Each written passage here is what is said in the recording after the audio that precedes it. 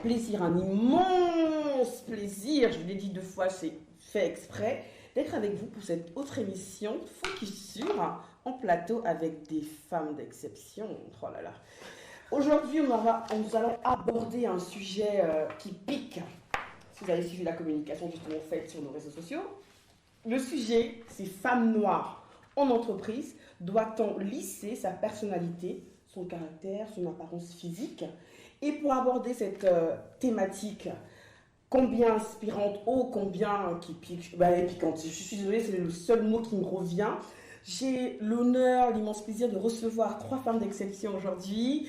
La première, j'ai envie de vous dire, on ne la présente plus parce qu'on l'a déjà rencontrée en émission, dans l'ancien format de l'émission Focus Sur. Elle s'appelle Danielle Raissa Ngakem. Elle est experte comptable et depuis janvier, elle a lancé son cabinet d'expertise comptable qui s'appelle DNM Conseil. C'est important que vous reteniez ce mot, on vous mettra les liens au besoin. Danielle, comment vas-tu? Et dis-nous un peu comment ça se passe dans ta nouvelle activité, très rapidement. Très bien, merci, bonjour à tout le monde et merci de m'accueillir encore sur The Focus. C'est la deuxième fois donc que je suis avec vous. Je suis très ravie de pouvoir échanger sur ce sujet qui pique effectivement. Donc, depuis janvier, comme tu as pu le dire, je suis fondatrice de mon cabinet d'expertise comptable, le cabinet DNM Conseil. C'est la consécration ou la concrétisation, on va dire ça comme ça. Voilà, de 10 ans, presque 10 années d'expérience dans le domaine de l'accompagnement des entreprises et des entrepreneurs dans leur activité professionnelle. Donc voilà, ça commence tout doucement, le site est en cours de construction et la communication va suivre. Donc c'est ce que je peux dire pour le moment, Linda. Je suis contente qu'on fasse cette communication en amont de du lancement du site. Et au milieu, nous avons, comment vous dire, la femme dynamique, le feu du feu. Nous avons Ndabla Nolwe. Comment vas-tu, Ndabla? Je vais bien. Ndabla, tu es passionnée d'immobilier. Elle accompagne toutes les personnes et même les structures, si je ne dis pas de bêtises, qui veulent acquérir un bien immobilier, que ce soit en location ou en achat ou même en colocation, si j'ai bien compris. Et donc, dis-nous un peu plus sur ta passion, très rapidement. Et merci d'être là. Je suis très contente d'être reçue ici, déjà. Très fière d'être là. Vraiment fière. Ça se sent, ça se voit. Déjà, c'est un thème qui me parle beaucoup, parce que j'ai travaillé en entreprise et je travaille toujours en entreprise, donc lisser sa personnalité comme on en a, je sais ce que c'est. Donc je suis contente de pouvoir discuter de ce thème. Et puis concernant mon actualité, moi je m'occupe d'aider les gens de la diaspora africaine à acheter en France. En général, je m'occupe de personnes qui sont jeunes. Les personnes qui n'ont pas d'expérience dans l'achat immobilier, je les aide à faire les choses bien comme il faut. Et avec Ndabla, vous êtes dans de bonnes mains, je vous l'assure. Vraiment, il faut la contacter. Pareil, on mettra les liens aussi. La dernière, mais non la moindre, on la revoit en vrai pour la 2e fois parce que oui, Aïssata Kanté est avec nous pour les rencontres de Focus de novembre dernier. Aïssata qui est donc responsable RSE. Qu'est-ce que tu veux dire de plus sur, juste pour que les personnes qui ne te connaissent pas encore puissent en savoir un peu plus sur la belle personne que tu es? Sur la belle personne que je suis. Déjà, je suis entourée de très très belles personnes et je vais réitérer les remerciements de nous avoir invités encore une fois dans ce magnifique cadre pour cette émission qui va être piquante. J'ai d'apporter un peu de croustillant par-dessus tout ça. Après, concernant mon actualité, moi je suis responsable RSE, je m'occupe du développement durable. En gros, je fais en sorte que les entreprises intègrent les préoccupations sociales, sociétales, environnementales dans l'entreprise et encore mieux, si on peut aller plus loin, dans leur business model. C'est ce que je fais au quotidien. Voilà pour ma simple actu de simple salarié, mais du coup très concerné par le sujet. Après 10 ans d'expérience, et j'aurais beaucoup de choses à dire sur le sujet, mais ça, on le garde. Et nous avons hâte de vous écouter, mesdames. Et quand je parle de nous, c'est parce que je suis avec mes acolytes. Ces femmes sans qui The Focus, le média, la mission Focus Sur ne serait pas la même. Oh, arrête, allez, regardez, je suis tellement heureuse, tellement fière. On dirait qu'elle va nous dévorer. Je me dévore des yeux déjà. Comment allez-vous, mesdames et chères co-animatrices? On va bien, très bien. Ouais, on va très bien. Autant la pêche que toi, même dans l'entreprise. Il faut nous en donner un petit peu. En tout cas, hâte de commencer de cette émission qui effectivement promet d'être enrichissante. Et on va essayer de rester posé, n'est-ce pas, Linda? Ah, je me suis toujours posée, moi. Ah oui, oui, c'est ce qui te caractérise le mieux. Quand on pense à Linda, on dit ah ouais, elle est posée. Elle est posée sur un volcan. Oui. Elle est posée sur Ah, un bon, c'est volcan. pas le volcan ou pas, mais bon, bref, on s'écarte du sujet, effectivement. Mais et comment vas-tu, ma chère Joël? Bah, très bien, moi je suis très heureuse d'être avec vous, d'être avec toutes ces femmes magnifiquement belles. Et cette émission ne sera pas lisse. Voilà. Ah, elle commence. Ben justement, c'est une belle transition, j'ai envie de dire, pour notre première partie, parce que oui, comme vous le savez, si vous avez suivi la première émission, elle sera faite en 3 parties. Donc la première partie de cette émission, je le rappelle, le sujet qui pique quand même, femme noire en entreprise, doit-on lisser sa personnalité, son caractère, son apparence physique pour peut-être se faire, en guillemets, accepter? Donc pour la première partie de l'émission, nous allons aborder cette thématique qui en soi peut être vraiment une émission à part entière aussi. À chaque fois, on fait le même coup. Faut-il jouer un rôle pour se faire accepter au travail quand on est une jeune femme noire? Et j'attire votre attention sur le jeune. Alors, c'est parti pour cette première partie d'émission.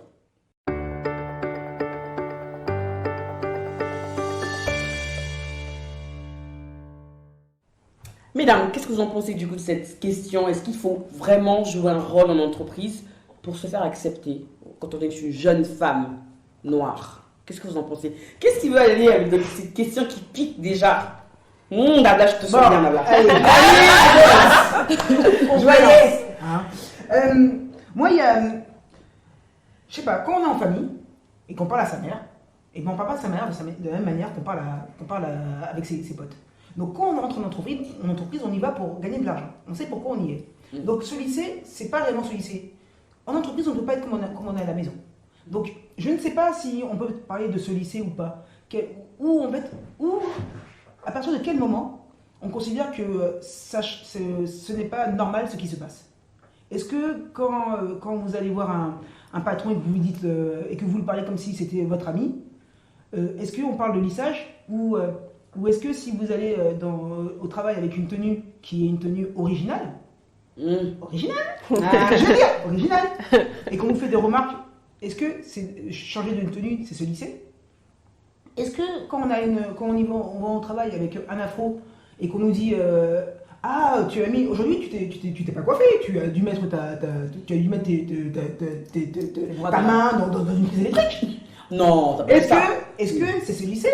Qui n'a pas vu ça? Merci. Moi, j'ai pas dit ça. Ouais, ce que je veux dire, c'est que Mais c'est quelquefois on ne sait pas ce que c'est que se violent. lisser.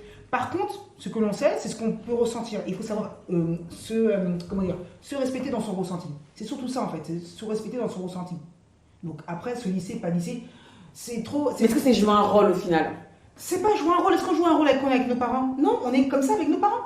Mais tu l'as bien dit qu'effectivement, avec les parents, on n'est pas pareil qu'en entreprise. Est-ce que le fait qu'on adopte une autre manière de se comporter, de parler, ou de se vêtir, ou de se coiffer en entreprise, c'est jouer un rôle? Est-ce qu'on doit jouer un rôle pour se faire accepter selon toi? Alors, justement, pour moi, en fait, jouer un rôle, ça va dépendre de. Enfin, je ne sais pas quelle est la mesure. Je n'arrive pas à trouver le Parce que c'est personnel. Voilà. La limite, elle est celle que tu acceptes. Celle où, du moment que. Enfin, si tu passes dans la dissonance cognitive, comme on a pu voir des vidéos, je suis en costard et puis quand j'arrive chez moi, j'explose et j'ai l'impression d'être une autre personne et d'avoir 2 personnalités différentes, là, je pense que c'est la limite. Après, si on revient au thème, le problème, c'est pour se faire accepter. Merci. Pour se faire accepter. Et ça n'a jamais marché. Parce que les gens le sentent, on est des êtres sociaux, et quand on voit quelqu'un qui n'est pas aligné, ça provoque le rejet en général. On aime les gens qui sont alignés, épanouis, et qui justement rayonnent et donnent envie en fait, d'aller vers la singularité ou pas. Mais le problème, c'est pour se faire accepter. Je crois que tu m'as enlevé les mots de la bouche. Éteindre le feu. À diminuer, tu m'as enlevé le mot de la bouche. On n'a pas fini dans le début. Tu m'as enlevé les mots de la bouche. Non, ça me fait penser à quand j'ai commencé à travailler. J'étais tellement contente de commencer à travailler. En fait, j'étais tellement contente que pour moi, il fallait que je me lise. Quoi. Ouais. Et ça en devenait ridicule. Quoi. Mais vraiment ridicule. Parce que je suis ce que je suis. Ça veut dire que quand on me voit, ben voilà, c'est dame là, déjà avec la voix. Je me suis posé des questions, hein, mais des questions, mais qu'on se pose même pas. Est-ce que je dois prendre des cours de comment parler plus doucement? Comment parler comme une vraie fille? Sans avoir l'impression d'être. Ouais. Alors que. Mais ça, c'est pas que le travail, je pense que c'est tout autour. générale. Ouais, c'est tout autour. Donc en fait, quand tu me parles, quand tu as parlé, ça me parle vraiment. Mais là où tu sais que des limites sont dépassées, c'est quand tu rentres chez toi et qu'en fait, tu te sens comme lavé. Comme, tu tombes le masque, tu te sens lavé. Et là, tu dis non, c'est plus possible. Il faut que je fasse quelque chose, il faut que je fasse bouger quelque chose. Et Daniel, du coup. Mais je voulais rebondir sur ce qu'elle a dit Dabala, sur la partie quand je commençais à travailler.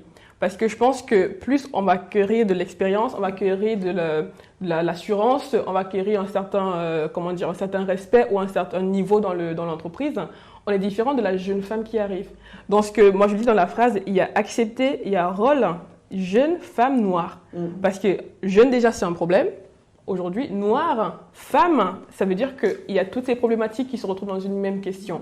Quand moi je commençais à travailler, alors je me suis pas posé la question souvent, mais que ce soit sur la tenue vestimentaire, que ce soit sur le regard des autres, que ce soit sur ce que je mets dans ma gamelle pour amener à manger, je savais que je peux pas amener. Aujourd'hui, je me permets d'amener ce que je veux. Mais effectivement, à ce moment-là, je pense que j'ai joué un rôle. Je me suis adaptée au moule pour ne pas me faire juger. Je mangeais pas, je suis pas trop gastro par exemple, mais quand on allait au restaurant de Noël, il fallait que j'avale des trucs que j'ai pas envie de manger parce que j'ai pas grandi dans cette culture alimentaire, mais je pouvais pas le dire. Mais aujourd'hui, si je vais avec mon expérience, avec mon niveau, je vais dire écoutez, ça je mange pas, ça je veux pas. Donc je pense que le début aussi pour les plus jeunes, c'est là où la vraie problématique se pose, c'est que on n'arrive pas à être nous-mêmes parce qu'on a peur du jugement, on a peur de qu'on dira-t-on. Il y a des caractères qui le diront. Il y a des jeunes collaboratrices qui arrivent, elles ont oui, tout de suite. Pour elles, c'est comme ça. Elles ne vont pas se faire, entrer dans le moule. Mais c'est leur nature. Et encore tant mieux parce que celles qui ont tendance à prendre sur elles, à jouer un rôle pour se faire accepter, mais à la fin, on n'est même pas toujours accepté. Et là, c'est plus difficile à vivre. Donc pour moi, c'est vraiment une question qui a lieu d'être aujourd'hui. Est-ce qu'il faut jouer un rôle? Est-ce qu'on part... Je suis d'accord avec toi quand tu dis que quand on salue son pote dans la rue, c'est pas comme ça qu'on dit bonjour à son boss. Donc finalement, tout le monde se lisse un peu en entreprise. Voilà. Ça, c'est clair. Maintenant, nous, on a une autre problématique. C'est qu'on a nos origines, on a notre culture, on a notre manière d'être. Et ça, il faut encore, par-dessus celui qui, juste par rapport à son pote, il faut ajouter ça au-dessus pour pouvoir se fondre dans la masse. Mais je trouve que c'est important il faut savoir doser pour ne pas sentir un poids, ne pas sentir que je suis fausse, je fais semblant, sinon à un moment donné, quand ça éclate, c'est pas bon. Après, je pense que c'est ça en fait, être jeune. Être jeune, c'est ne pas avoir d'expérience. Et c'est savoir accumuler l'expérience pour pouvoir grandir. C'est indéniable avec la jeunesse. Je veux dire, oui, être jeune, mais tu vas manger des tartes. C'est ça, être jeune. Tu manges des tartes mais est-ce tu avances. Mais là, par rapport au corps et le fait d'être une jeune femme noire, ça veut dire que déjà, on sait tous que côté marketing, côté branding, être noir, bon, à part dans le rap ou dans les clips, c'est de ça au sport, on sait qu'en entreprise, tu vas anticiper en fait les biais négatifs et les préjugés. Et tu vas essayer du coup d'être toujours plus, de raser toute cette partie pour pas que les gens fassent le parallèle avec les préjugés, les choses qu'ils voient, parce qu'il y a quand même une culture en France, je pense en Occident, où, enfin, je sais pas si, on s'arrête, on regarde la télé, et tu vois la représentation des Noirs qui y sont. Or, tu vois, clips américains, etc. Tu vas voir des Noirs dans les pubs Uber Eats, ou quand tu vas prendre le métro, les pubs pour être assistante, aide-soignante, etc. Ce sera toujours et par ce reflet-là, tu voudras en entreprise dépasser, tu vas mettre de côté cette image-là pour essayer de renvoyer quelque chose de plus positif et du coup en faire trop et te lisser en fait, et te brider. Je pense que le point il est vraiment là. Il est touchy, hein. Moi, justement pour rebondir un petit peu, parce que quand on parle de jeunes en entreprise, quand on commence, on a plusieurs pressions sur nous. Déjà de dire, on a peur parce qu'on a envie de bien faire, de réussir, parce que ça, déjà, et quand on est noir, c'est encore pire, parce qu'on a cette pression de se dire, si on ne fait pas assez, si on n'est pas assez, on veut toujours en faire plus pour dépasser finalement, comme ces préjugés de dire que les Noirs ne sont pas assez intelligents, ne sont pas assez ceci. Bon, ça c'est un vrai problème. Ensuite, quand on est une femme, déjà, dans la tenue vestimentaire, moi je sais que j'ai eu ce cas-là, je me suis aussi bridée parce que je me disais, si j'ai trop de couleurs, trop de chaussures, un peu trop excentriques en guillemets pour faire des gens, ça risque de pas passer. En plus, j'étais un métier quand même dans la finance qui faisait que c'était très sérieux. Voilà. Je me disais que si j'étais un peu trop exubérante, j'allais faire moins sérieuse, moins finalement professionnelle. Voilà. Comme si mes compétences dépendaient de mon apparence physique, alors que c'était absolument pas le cas. Justement, moi, ça m'interpelle pour les jeunes générations. Vous pensez qu'aujourd'hui, dans la société, est-ce qu'il y a des choses qui finalement, est-ce qu'on n'a pas assez de loin? Est-ce qu'on n'a pas assez préparé, armé nos jeunes femmes à dire, je m'en fiche, je vais comme je suis et j'ose finalement ne pas entrer dans ce moule, comme m'a dit Daniel, j'aime bien vraiment le moule, c'est vraiment ce terme-là. Mais ça, moi je pense que c'est aussi une question de représentativité, parce que pour que tu peux leur dire, vas-y, assume-toi, mais il faut qu'elles voient aussi des personnes qui s'assument.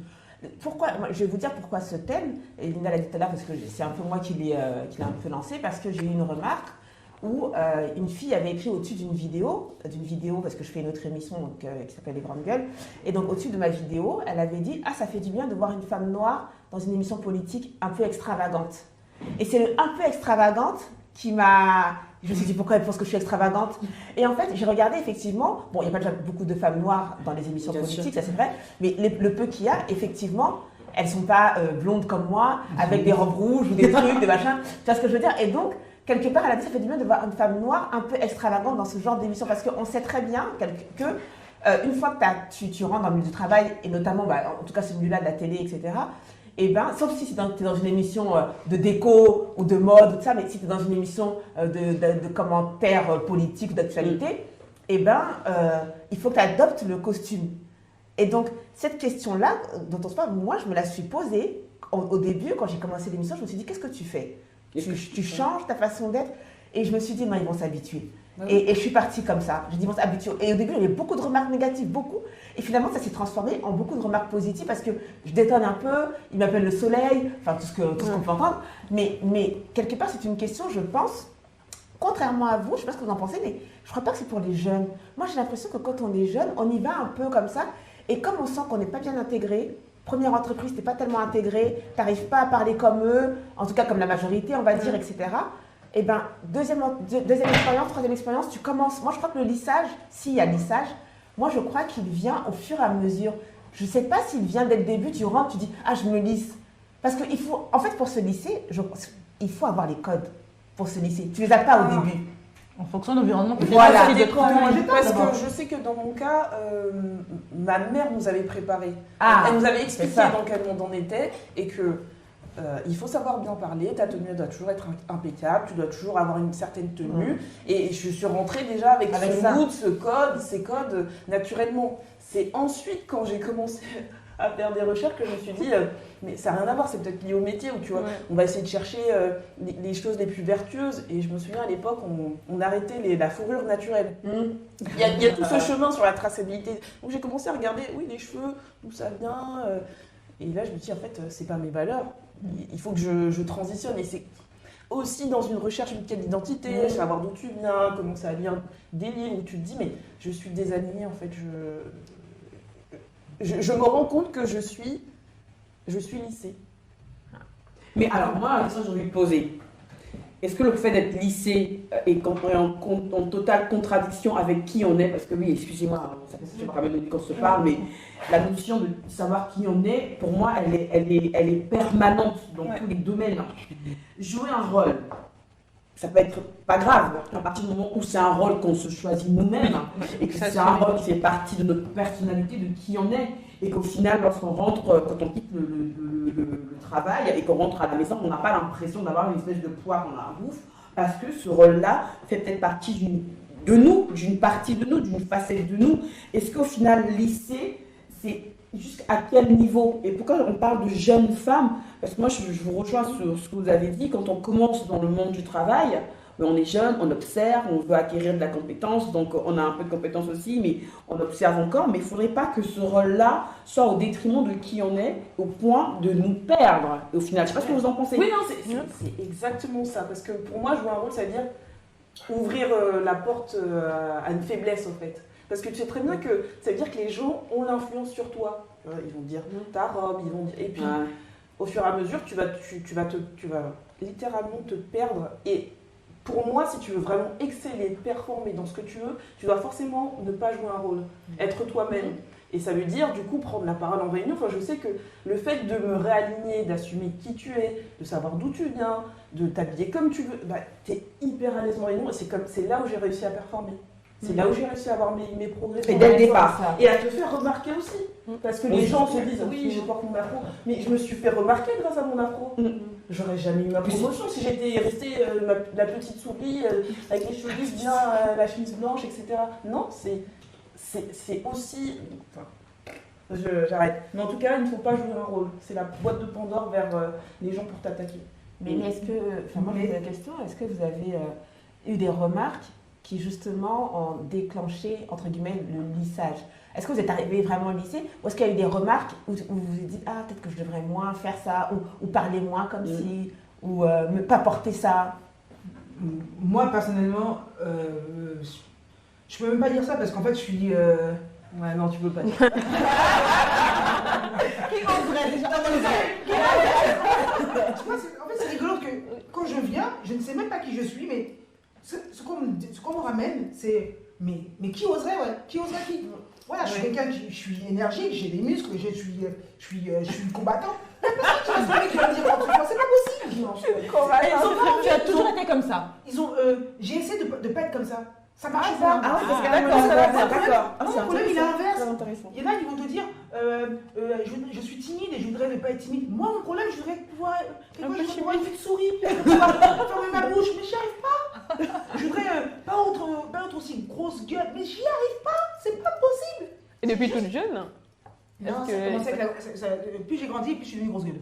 Mais petite, non, je ne me voyais pas. J'existais pas. Puis plus j'ai grandi, plus je suis devenue grosse gueule. Et là maintenant, mais quand je suis en interaction avec les gens, je suis dynamique, je suis sportive, ça se voit, c'est comme ça. Donc on ne cherche pas des noises. Voilà, elle a trouvé la solution. C'est comme ça. Alors que de mon côté, je pense, et comme avec toi, Raïssa, j'avais intériorisé le fait de coller au code et du coup de s'auto-brider en ne ramenant pas de nourriture. Je ne serais jamais venue avec ce genre de tenue-là. Tout pauvre, elle est magnifique. Bah oui, mais c'est pour ça que du coup, au bout d'un moment, j'ai réfléchi, tu vois, quand tu fais ton introspection, qui m'a demandé en fait? Qui t'a demandé? Personne. Qui m'a demandé? Personne. C'est qui t'a envoyé? Qui t'a envoyé? Personne. Donc je vais faire ce que j'ai envie de faire, on verra bien. Après, tu as toujours des remarques, mais en général, quand tu es bien aligné, c'est toujours positif. Oui. Mais Alors, j'allais justement sur les remarques, ça c'est très vrai parce qu'on en a souvent. Souvent, les gens s'octroient le droit, en fait, de faire une remarque sur ta coiffure, tes chaussures, ta couleur, ton tissu en wax, sous couvert d'une blague, voilà, ou quelque chose pour détendre l'atmosphère, on va dire ça comme ça. Et c'est là où se connaître, c'est important, la rôle de la répartie. Moi, il y a 10 ans, effectivement, je serais fait comme toi et j'aurais dit, ah, ok, bon, je ne vais pas remettre ce sac ou cette chaussure parce que c'est un peu too much. Aujourd'hui, j'attends la personne qui vienne me faire une remarque. Alors là, je la reçois avec plaisir, pas de problème. Mais ça a demandé un cheminement. J'ai dû commencer à me dire à un moment donné, ça suffit, je suis comme ça, Ouais, je pense qu'il y a je suis bien comme ça et allons-y. Il y a beaucoup d'autocensure dans ce qu'elle a dit, Aïssata. Oui, Aïssa, pardon. L'autocensure, en fait, c'est que on pense que ça va déplaire aussi, parce qu'il y a beaucoup de choses qu'on ne se permet pas parce qu'on pense que l'autre va nous l'interdire. C'est comme les tenues. Alors moi, j'ai eu des remarques sur les tenues. J'ai eu une remarque sur ma tenue en disant est-ce que ça fait partie du code vestimentaire? Et clairement, j'ai dit c'est pas interdit, donc je suppose que c'est autorisé. Et si on me dit de ne plus la remettre, bah, j'ai dit ok, mais dans ma tête, je me dis bah, je la mets quand je veux, tout simplement parce que j'aime pas discuter quand je sais que ça va arriver nulle part. Donc je dis ok, mais dans ma tête, je me dis clairement demain, je vais la mettre, je la remets. Mais il y a d'autres actions qu'on se dit nous-mêmes, ça va poser problème sans que personne ne l'ait dit. C'est comme le salarié qui reste jusqu'à 20h alors que le patron ne lui a pas demandé de rester jusqu'à 20h parce qu'il se dit que si je pars à 18h, on m'a dit pourquoi je suis partie à 18h. C'est-à-dire qu'on s'autocensure. Et c'est vraiment dans l'apprentissage, quand on grandit, qu'on se dit, mais qui a dit en fait finalement qu'on ne pouvait pas faire ça? Donc je pense qu'il y a les remarques qu'on nous a faites, il y a l'autocensure qu'on s'impose parce qu'on se dit, ah j'arrive dans un cabinet, il n'y a personne qui a les cheveux afro, toutes les femmes noires ont les cheveux lisses, toutes les femmes noires ne mettent jamais de tenue africaine ou de tenue en pagne ou en wax. ça veut dire que c'est comme ça la règle. Mais j'ai pas essayé avant qu'on m'a fait une remarque. Je me dis, encore celui qui a essayé, qui a eu la remarque, est différent de celui qui s'est auto-censuré. Et je pense qu'aujourd'hui, c'est ce qu'on doit briser aussi, l'autocensure, de se dire, je pense que non, tu penses pas. Si tu fais, et quand tu fais une remarque, là, tu pourras dire, non, c'est pas normal, oui, c'est normal. Mais tu peux pas demain dire, j'ai jamais mis ça parce que je pense qu'ils n'auraient pas accepté. Non, vas-y, fais-le et que demain on te dise que c'est pas le cas. Donc je pense que moi aussi je me suis auto-censurée. Alors moi je prends l'accent, quand je dis souvent l'accent quand je parle parce que je parle très vite et quand je prends l'accent, celui-là, ça me permet d'articuler mieux et de parler plus calmement. Mais quand je parle et quand je suis énervée, bon du coup mon accent il part tout de suite. Mon accent, quand je suis énervée, l'accent il revient, mon accent il revient tout de suite. On dit à Daniel, ça a changé, je dis oui ça a changé parce que là, ça... Et voilà. Mais c'est quelque chose que je me suis mise, c'est vraiment un rôle que je me suis donné, mais pas qu'on m'a imposé. Parce que je pense que c'est plus facile pour discuter avec les autres, pour échanger, pour communiquer. Mais si demain je sentais que c'était quelque chose qu'on m'imposait, je pense que ce serait un problème à ce moment-là. Quand je sors de mon cadre professionnel, mon accent il revient tout seul. Quand je rentre dans le cadre professionnel, il s'adapte. Mais là, pour moi, c'est pas un rôle. Ou c'est un rôle, mais c'est pas négatif. C'est un rôle que je choisis. C'est comme quand je vais en entretien ou quand je vais en déplacement. Je ne mets pas la tenue que quand je vais au bureau sur place. Parce que je me dis que ma tenue, pour moi, c'est un gage de confiance aussi. Donc, ma tenue va changer. Je prends confiance en moi en fonction de ma tenue. Donc, si j'ai quelque chose d'important à faire, je sais qu'il faut que je sois bien apprêtée pour que j'ai confiance en moi. Mais c'est quelque chose que je me donne, en fait. Mais pas un rôle que quelqu'un me donne. Moi, c'est très beau. Un petit clin d'œil à notre masterclass qu'on a faite sur la confiance en soi. Justement, aborder le thème de l'image du vêtement. Justement, comment on se sent dans un vêtement, quand on se sent aligné. Et l'image l'énergie qu'on renvoie en fonction des vêtements. Mais moi j'ai envie d'ajouter une chose, c'est qu'en fait j'ai l'impression par rapport à par rapport au thème, qu'on n'a pas cette habitude de parler avec nos jeunes. C'est-à-dire qu'en fait dans nos familles, moi j'ai une nièce avec laquelle je discute, lui poser des questions comment ça se passe dans le travail. On fait des débriefings avec ma nièce, on fait souvent des débriefings. Comment ça s'est passé, je lui donne mon avis, elle me donne son avis. On parle ensemble et ça on n'a pas cette habitude. C'est très important. Nos parents n'ont pas pu nous donner cette manière de faire, de pouvoir parler de nous, du travail. Certains parents n'ont pas pu. Mais nous on a cette chance d'être où on en est et on a la chance de pouvoir dialoguer avec nos enfants. Et ça c'est important de pouvoir dialoguer. Quelquefois moi je sais que j'ai un enfant, je ne pourrais pas dialoguer, peut-être pas dialoguer avec elle parce que c'est ma fille justement et que je serais peut-être trop exigeante avec elle. Mais si c'est pas ma fille, je peux dialoguer avec ma nièce. On peut toujours faire des interchanges. Donc oui, on peut avoir des problèmes, mais ce qui est intéressant, c'est d'essayer de trouver des solutions. Et une des solutions, c'est de pouvoir parler entre nous. C'est de parler avec nos jeunes, c'est de parler du travail, du monde du travail. Ça, on n'en parle pas souvent. On vient, c'est surprise. Oh, surprise. Oui, t'as des compétences. Dans le travail, les compétences, ça compte pour rien. On ne te demande pas d'être compétent, on te demande de savoir paraître et de savoir capter les codes. C'est ça l'intelligence du travail. L'intelligence du travail, c'est de savoir capter les codes. Donc oui, s'il faut savoir jouer un rôle, il faut savoir d'abord où tu veux aller et ensuite savoir capter les rôles et capter les bonnes personnes pour pouvoir parler avec les bonnes personnes. Ce que j'aime dans ce que vous dites toutes mesdames, c'est que non seulement ça me fait une belle transition sur notre deuxième partie, mais qu'en plus, moi je retiens beaucoup l'intelligence émotionnelle, l'intelligence de la vie que nous avons toutes à nous adapter parce que les autres ont peut-être du mal à nous écouter, à comprendre notre accent, à comprendre nos codes. Nous, on arrive dans un univers qui n'est pas au départ le nôtre, avec notre univers déjà à nous, et on s'enrichit du leur, et du coup, on peut jongler entre deux univers distincts. Et ce que j'ai envie de dire aux jeunes femmes, parce que pourquoi on parle des jeunes femmes, c'est ça qui vient d'arriver. Nous, on parle toujours d'il y a 5 ans, d'il y a 10 ans, mais cette émission aussi a sa vocation d'être, parce qu'il y a des jeunes femmes qui peuvent trouver justement des réponses dans nos expériences respectives, et de leur dire, ça va aller, joue un rôle, mais pas au détriment de qui tu es, et prends ça comme quelque chose de positif. Tu vas aller acquérir d'autres codes, et c'est ça qui fera ta richesse, et c'est pour ça que l'entreprise va t'aider encore à grandir un peu plus. On fait la deuxième partie, la transition que j'ai juste annoncé, une super partie, c'est comment trouver sa place dans l'entreprise tout en restant soi-même, et je pense qu'on l'a déjà un peu abordé. C'est parti pour la deuxième partie de l'émission.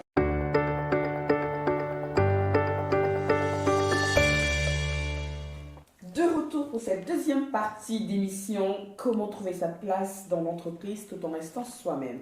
Mes chères co-animatrices, est-ce que ça vous parle? Est-ce que vous avez des questions peut-être que vous voulez évoquer? Oui, bien sûr. Avant de justement entrer dans le vif du sujet, pour planter un peu le décor, je veux savoir à peu près l'une et l'autre nous dire votre nombre d'années d'expérience en entreprise ou de manière générale dans la vie professionnelle. Je pense que ça peut aider déjà pour savoir un petit peu de combien de background, enfin d'années on parle déjà pour nous aider. Daniel? Alors moi, je vais 2014, donc ça va faire quoi 8 ans. Là, je commence la 9e année d'expérience et je suis passée dans 3 cabinets d'expertise comptable. D'accord. Voilà. Moi, ça fait quand même un peu longtemps. On peut compter C'est-à-dire ça en dizaines d'années, en décennies, plus que décennies. Donc, ça fait à peu près. J'ai commencé en 2000. Non, 22 ans. Calculatrice. 22 ans. 22 ans que je travaille. Donc, Belle, je peux dire que j'ai belle pas de expérience. background. Et du coup, pour terminer, moi, je vais fêter ma 10e année en 2022, puisque j'ai commencé à travailler en 2012. Et 4 entreprises. Bien, t'as bien. Ça fait un bon ratio. C'est la nouvelle génération, ça. Ça fait 23 ans dans la même entreprise. Non, C'est fini. Ah non, ça fait avant ça. Ouais. Moi, je suis la plus infidèle possible. Je Ouais, de le c'est dire. pareil, hein. En termes d'entreprise, oui, je suis commerciale. Tu vas gagner 20% sur ton salaire, tu changes d'entreprise. C'est ça, quoi. Mais Donc, c'est pas non, je Mais veux ça, pas. c'est important de le dire aussi. Oui, et ne pas avoir honte de ça. C'est important de pouvoir dire que quelquefois, c'est pas le fait que tu. Ce que je veux dire par là, c'est que c'est pas le fait que tu travailles mal qui fasse que quand tu n'augmentes pas, c'est des choses qui te dépassent. Donc n'hésite pas à partir ailleurs. C'est ça. C'est simple. D'autant plus quand on fait un petit aparté, on est d'accord, mais d'autant plus que lorsqu'une entreprise te propose plus, parce qu'elle a vu ton profil LinkedIn, Oui. parce que entre entreprises, entre machin, voilà, ils parlent. Entre collaborateurs, ils parlent. Il suffirait qu'il y en ait un qui part dans une autre entreprise qui dit que j'ai aimé travailler, c'est là où je te rejoins en première partie, même si on va faire un reback, machin. Mais effectivement, au-delà des compétences, c'est aussi l'envie de travailler, c'est la personnalité. Est-ce que tu sais travailler en autonomie, tu sais travailler en équipe, est-ce que tu es agréable à travailler avec, est-ce que tu ne te lises pas, est-ce que tu montres qui tu es en entreprise, quand tous ces éléments-là s'embriquent, c'est ça? Oui. S'imbriquent. Excusez-moi. S'imbriquent. Voilà, je suis très lissée là. Quand tout ça s'imbrique, pourquoi est-ce que je vais me retenir de gagner 20% de plus ou une entreprise qui me propose en plus une meilleure expérience, de plus gros challenges. Donc bref, dans tout ça, comment on fait pour trouver sa place, si on revient au vif du sujet, en entreprise et tout en restant soi-même. Et j'adore la fin, moi, le soi-même. Là, On en revient à ton sujet de prédilection, la connaissance de soi. Oui. Mais ne nous éloignons pas trop parce que soi-même, c'est-à-dire garder ce qui nous fait, parce qu'il ne faut pas mentir, on a une certaine culture ou double culture, pour ceux qui sont nés ici, on dit qu'on a une double culture, mais donc on a une culture d'origine, celle de nos parents, et puis la culture française du pays dans lequel on a grandi. Donc comment on fait justement pour garder toutes ces identités, même on peut dire, et s'intégrer tranquillement dans l'entreprise sans justement se couper et lisser peut-être la partie noire entre guillemets, de sa personnalité. Donc est-ce que vous avez comment vous avez réussi à faire ça? Je pense que pour ma part, c'était en ayant des bases solides sur l'histoire de l'Afrique, en ayant des références assez fortes et en ayant un point de vue eurocentré, qui fait que s'il y a quelqu'un qui vient m'interpeller, me faire une remarque, ça ne dit pas, enfin, c'est pas censé me dénigrer. Ça veut dire, je sais que cette personne ne connaît pas la culture et ignare. Si je l'apprécie, le mot. Si je l'apprécie, je vais expliquer, je vais prendre le temps. Si j'ai pas le temps, ça s'arrête là. Mais ça en dit plus sur la personne et son manque, on va dire, de curiosité que sur moi-même. Donc à partir de là, il faut rester calme. Enfin, moi, en tout cas, ça dépend qui est calme. Mais on se comprend d'abord. Ça en dit plus sur eux que sur soi. Moi, en fait, au travail, il n'y a rien de personnel. En fait, là où j'arrive à avoir une espèce de carapace par rapport à ma manière d'être, et pourtant je suis quelqu'un de très sportif, au travail, il n'y a rien de personnel. Je sais pourquoi j'y vais. En fait, la grosse, pour moi, voilà, je sais pourquoi je vais travailler. Et je trouve que c'est important de pouvoir dire aux jeunes et aux moins jeunes que quand ils vont au travail, ils doivent savoir pourquoi ils y vont. Souvent, on va arriver, on n'a même pas de plan carrière. On se dit, oh, je viens travailler, je suis content, j'ai trouvé un premier boulot, je suis content. Mais c'est pas possible en fait de se lever et de se dire, je suis contente parce que j'ai un boulot. Non mais c'est quoi? Tu vas te lever le matin, tu es content parce que tu as un boulot. Mais tu vas où? Moi je sais que chaque année j'ai des objectifs. Que ce soit personnel, que ce soit financier. Bon, on ne parle même pas des finances, c'est trop mon truc de motivation. Que ce soit professionnel, j'ai mes objectifs. Et je dis à chaque personne, plus tu connais tes objectifs tôt, et plus tu sais où tu vas. Et donc tu ne peux pas te perdre. Quand tu sais où tu vas, tu ne peux pas te perdre. Quelqu'un va te dire, tu es ceci, tu es cela, tu es nani, tu es nana. Qu'est-ce que... Tu sais où tu vas? Qu'est-ce que je... Oui, mais alors, j'ai envie de mettre un peu d'huile sur le feu, et tu pourras rebondir si tu veux, Daniel aussi, mais je suis d'accord, on peut avoir effectivement cette espèce de carapace d'objectifs focus, machin. Est-ce que pour autant on doit laisser les autres personnes venir nous dire ce qu'elles pensent de nous à l'instant T? Est-ce qu'on a besoin d'entendre ça? Non pas que ça va nous faire vriller de notre objectif, mais est-ce qu'on a vraiment besoin? En fait, moi, je suis parfois assez, comment dire ça, pas estomaquée, mais surtout ces dernières semaines en plus, surprise de voir avec quelle légèreté, aisance, facilité certaines personnes expriment leurs avis, leurs besoins de venir dire ce qu'ils pensent de toi, de ton travail, même quand tu n'as rien demandé. Souvent, c'est quand tu n'as rien demandé. Hein. Donc, qu'est-ce qu'on fait? Moi, je suis focus sur mon objectif. Je sais quelle est ma place. Je sais pourquoi je vais en entreprise pour travailler. Je sais pourquoi je fais ça. Mais est-ce que ça veut dire que, ok, parce que j'ai la carapace, même tout ce qui se dit sur moi, qu'on vient de me dire, est-ce que je dois faire abstraction ou est-ce que je dois mettre un point final à l'instant T là, avec toi qui me dis ça là? Never ever. Mais en fait, là, tu vois, pour moi, il faut savoir comment tu vas mettre. En fait, il faut que tu sois sûr que la manière dont tu vas mettre ton point final, avant de t'avancer, il faut que tu aies étudié ton cas. Tu veux pas, je pense qu'il ne faut pas répondre tout de suite en réaction. Je pense qu'il faut d'abord prendre le temps de réfléchir, de se poser. Oh, Dabla! Non! Dabla! Moi, s'il te plaît! Attends! Non, mais tu donnes des conseils que toi tu n'appliques pas. La personne ici va dire, Dabla, on lui fait une remarque. Dabla! Oui, tu as cogité 2 heures, 2 jours et revenir. Tu te rappelles, le mardi dernier, tu m'as dit ça. J'ai réfléchi. Les coordonnées sont toujours les femelles chaussées. C'est pas pour ça qu'elle Non, c'est bon. Non, Dabla. Non, c'est pas. Tu m'as. Non. En vrai, il faut répondre. Mais après, selon la personne, tu vas y aller plus ou moins subtilement, plus ou moins violemment. Je veux dire, si tu es dans un contexte, dans une réunion, il y a quelqu'un qui vient de te dire, oui, vous êtes levé avec un balai brosse sur la tête, machin. J'ai eu droit à ça? Qu'est-ce que t'as fait du coup? Moi, j'ai eu droit à ça, je vais vous dire. Et qu'est-ce que ça fait? Qu'est-ce que j'ai fait? Oui. Je lui ai dit, ne me refais plus jamais ce genre de blague. On était en réunion, il y avait des DG, ce genre de blague, non. Plus jamais. Parce que j'ai eu droit à quoi? Attends, mais on est lundi matin en réunion, tout ce que tu trouves à dire pour aplanir l'atmosphère, c'est de me dire, en plus j'aime ma crête, vous savez, j'aime bien ma crête, qui me dit, oh aujourd'hui Linda a fait la coiffure palmier. Ah oui. Ça, never ever. D'accord? Ce genre de réflexion là, tu te les gardes pour toi dans ta tête, tu ne me le dis plus. Ok, je casse l'atmosphère, mais je ne vais pas moi rester à faire. Ne dis pas ça. C'est très bien, mais c'est ta propre manière. Moi, j'aurais fait une blague sur. Moi aussi. J'aurais fait une blague sur sa propre coiffure. Moi, pas de blague. Parce que je crois que blague sur blague, il va continuer à faire des blagues. Moi, je ne veux plus jamais qu'il me dise ça. Non, je laisse pas de place à la possibilité de. Ça là, non. Par contre, justement, toi tu dis que tu as répondu, moi j'aurais pas répondu, j'aurais été KO. Mais moi, j'aurais Quoi? C'est pas vrai. Non, Dabla. Mais en fait, tu sais quoi, je vais te dire un truc. Prends un mec qui est bolosse, un grand, bien baraqué. Demande-lui si une seule fois on est venu, on a giflé. Non. Et le jour où il se prend une gifle, qu'est-ce qui va se passer? Mais il va rester bloqué parce qu'il s'est obligé d'arriver. Moi, je ne fais pas ce genre de truc parce qu'on n'a pas envie de me le faire. Donc, quand ça m'arrive, je te promets, je reste là bleu. Tellement, ouais, Et après, tu réagis plus tard. J'ai réagi plus tard, mais ça sert à rien. Bon, on est d'accord. Ça sert à rien. On se rejoint. Alors voilà. Et qu'est-ce que t'en penses? moi, sincèrement, je suis un peu comme Aïssata. mais je bloque entre Aïssa et Aïssata, donc, Aïssata. et puis comme c'est Aïssa en plus. Ça. Bon, Aïssata. En fait, je suis pas de ceux qui répondent. Ça veut dire que je vais te dire peut-être. Non, j'ai eu des blagues, hein, j'ai déjà la coiffure. J'avais fait un chignon, t'as une coiffure à nana. Ok. J'ai dit ok. Par contre, est-ce que je peux te toucher? J'ai dit par contre non. Est-ce que je peux te toucher? Je ne te permets pas. Alors, dingue, en plus, moi, je suis pas vraiment de ceux qui répondent. Hein. Je dis mais je parle pas. C'est pas. J'ai pas le regard méchant. Je dis par contre, toi et moi, on n'est pas amis. Tu me touches pas les cheveux. Tu peux dire ce que tu veux, encore soit, mais tu me touches pas les cheveux. Et ça veut dire que cette personne, non, c'était un collègue qui m'a dit ça. Je comprends pas comment. D'où est-ce que tu viens pour dire ça à une collègue si vous n'êtes pas amis et comment tu oses, tu veux toucher. En plus, là, il a demandé parce qu'il y a une autre collègue où il avait voulu carrément toucher ses cheveux sans demander.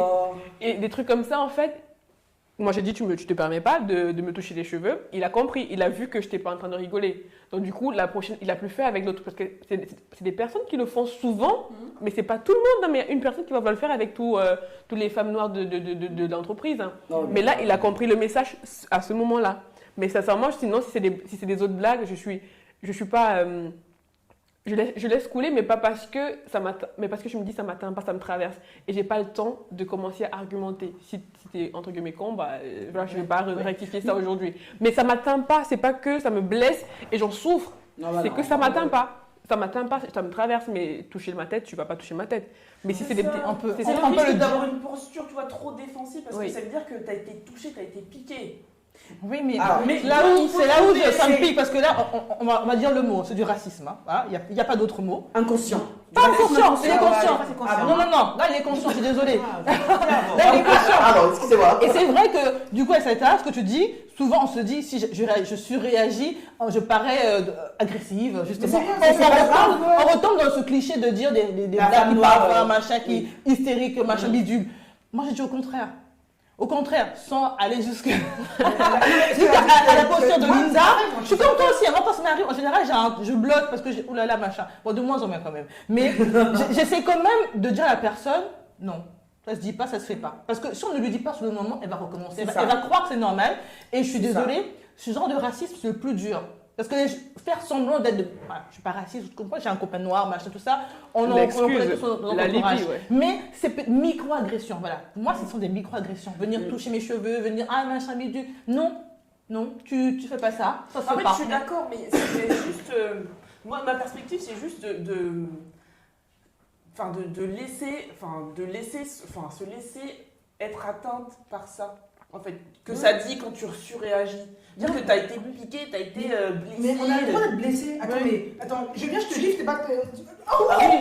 C'est gentil. Non. Coiffure palmier, coiffure ananas. T'as le droit d'être blessé. T'as le droit de faire ressentir que tu m'as blessé. Tu n'as pas le droit de me blesser. Montrer qu'on a été blessé, ça ne veut pas dire autant ça veut pas dire pour autant que j'ai une faiblesse. Tu m'as blessé et je ne peux que tu recommences. Mais peut-être ça blesse pas.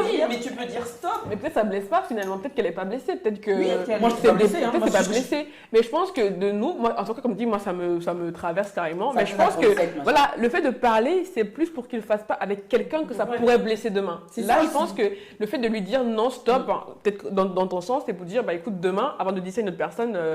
Tu vas réfléchir 3 fois. Alors que moi, quand je lui dis, ou je dis ça me traverse, demain, il va le refaire. Je pense que dans ce sens, on a un devoir peut-être de dire, il faut stopper le truc, même si on n'est pas atteint finalement, parce qu'il va le refaire. Est-ce que du coup, pour rester soi-même, là, dans l'entreprise, si tu veux rester toi-même avec, comme Linda a dit, elle a les cheveux, ou peut-être une vestimentaire, une façon de parler, ce que tu veux, est-ce que ça veut dire que tu dois éduquer les gens? Moi je pense que oui.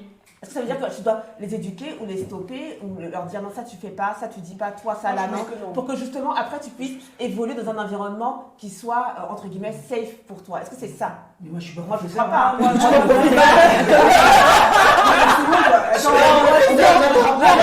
Mais si il gagne de l'argent, c'est pas. Je suis pas là. C'est bon. J'ai des enfants à la maison. J'ai des enfants à éduquer quoi. Je pense que c'est pourquoi, parce que mine de rien, pour beaucoup, les seuls noirs qui côtoient en guillemets au quotidien, il y en a, c'est dans le milieu du travail, le professionnel. Il y en a qui ne vendent pas leur voisin, c'est bonjour, bonsoir, et encore, qui des fois n'ont pas de voisin noir, tout court, on va parler crûment. Et du coup, c'est le seul moyen pour eux d'avoir une interaction avec une personne racisée. Voilà. Mais à un moment donné, je pense que ça marche comme socio-éducation. Si l'école a péché, si les parents ont péché, si à un moment donné, c'est aussi à nous, pour les générations futures, de planter des corps. Enfin, moi, je le vis comme ça. Je ne représente pas les noirs. Mais si, quelque part, mais si. Pour certains, si. Même si pour certains, eux, c'est leur problème à eux. Moi, je ne veux pas ce problème-là. Je ne suis pas là pour faire de représentation. Je veux être ce que j'ai envie d'être. On disait de comment se trouver, il trouve sa place à soi-même. C'est tellement difficile d'être. Je suis d'accord avec toi, mais malgré toi, tu l'es. Oui, malgré moi je le suis, mais moi je refuse ce rôle. Ça m'intéresse pas. Oui, bon, mais ça c'est. Elle refuse. Elle refuse. Je me levais, j'ai parlé, tu vas me dire, mais tu vas parler pour tous les noirs. Mais non, c'est ça. Je suis pas ça. Alors je suis désolée, mais là on sort un petit peu. Est-ce que ça veut dire que toi tu te dis c'est pas ton rôle, d'accord? Tu ne représentes pas les noirs. Est-ce que tu es sûr que pour ton employeur, entre guillemets, ou une partie des collaborateurs, tu ne représentes pas les Noirs? Parce que moi, j'ai entendu chez un ex-employeur, ça doit faire à peu près maintenant, je sais pas, peut-être 10 ans, il y avait une fille noire qui était venue en intérim, etc. Franchement, ça s'était mal passé. Même moi, c'est pas question de couleur, c'est que franchement, elle n'était pas impliquée, rien du tout, zéro. Mais du coup, j'ai entendu un des responsables dire ah, on ne prend plus une noire. Comme si c'était lié à sa couleur de peau. Ce qu'on ne va jamais dire d'un blanc ou quelque chose. Donc en fait, quelque part, elle était là. Et elle représentait, si elle déconne, et moi c'est un truc qui m'est jamais séparé, surtout quand t'es une seule noire, où vous êtes deux. Tu dis, si je déconne là, il ferme la porte pour les autres derrière. Et c'est la vérité. Excuse-moi, on ne peut pas rentrer dans ça. Non, on ne peut pas faire ça, mais est-ce que ça n'existe pas? Tu vois ce que je veux dire? J'entends ce que tu es en train de me dire, tu me demandes si ce que lui il pense, je m'en fous de ce que lui il pense. Je ne peux pas rentrer dans ce genre. Non, toi non, mais ça ne veut pas dire que ça n'existe pas. Non, mais je ne pas dire que ça n'existait pas, mais ce que je veux dire c'est que je ne peux pas me mettre dans la tête de quelqu'un d'autre. Je ne peux pas me poser chaque fois la question de comment il va penser ça. Je dois vivre ma vie, c'est tellement difficile de vivre sa vie. C'est tellement difficile d'être soi-même que si je passe mon temps à me mettre à la place des autres, mais je vais jamais finir. Mais je vais finir moi-même. Oui, mais ce que dit Perle est vrai parce que. Pardon, Joël. Ce que dit Joël est vrai parce que le prénom c'est fou, j'ai le prénom aujourd'hui. Non, c'est vrai parce que quand tu arrives dans une entreprise et que tu réussis à. Bref, tu es un bon collaborateur, tu es bien. Demain, quand une autre personne, ces Camerounaises arrive, on va dire ah, Danielle, elle est bien. Oui. On va penser à prendre cette personne. Et malheureusement, bon là c'est encore dans les meilleurs des cas, quand quelqu'un n'est pas bien, on va coller tout son pays, bref, tout le monde, on va dire que tous les Camerounais sont pas bien. Mais on va pas le dire avec un Alsacien ou avec un Parisien, on va pas dire c'est un Parisien, il n'était pas bien, tous les Parisiens sont pas bien. Mais malheureusement, on représente sans le vouloir nos origines, notre continent, notre pays aux yeux des personnes qui sont en face de nous. C'est un rôle qu'on peut ne pas vouloir accepter, mais c'est le cas. Mais on est d'accord. Oui, mais ça veut pas dire que tu as un devoir. Ah aussi quand même.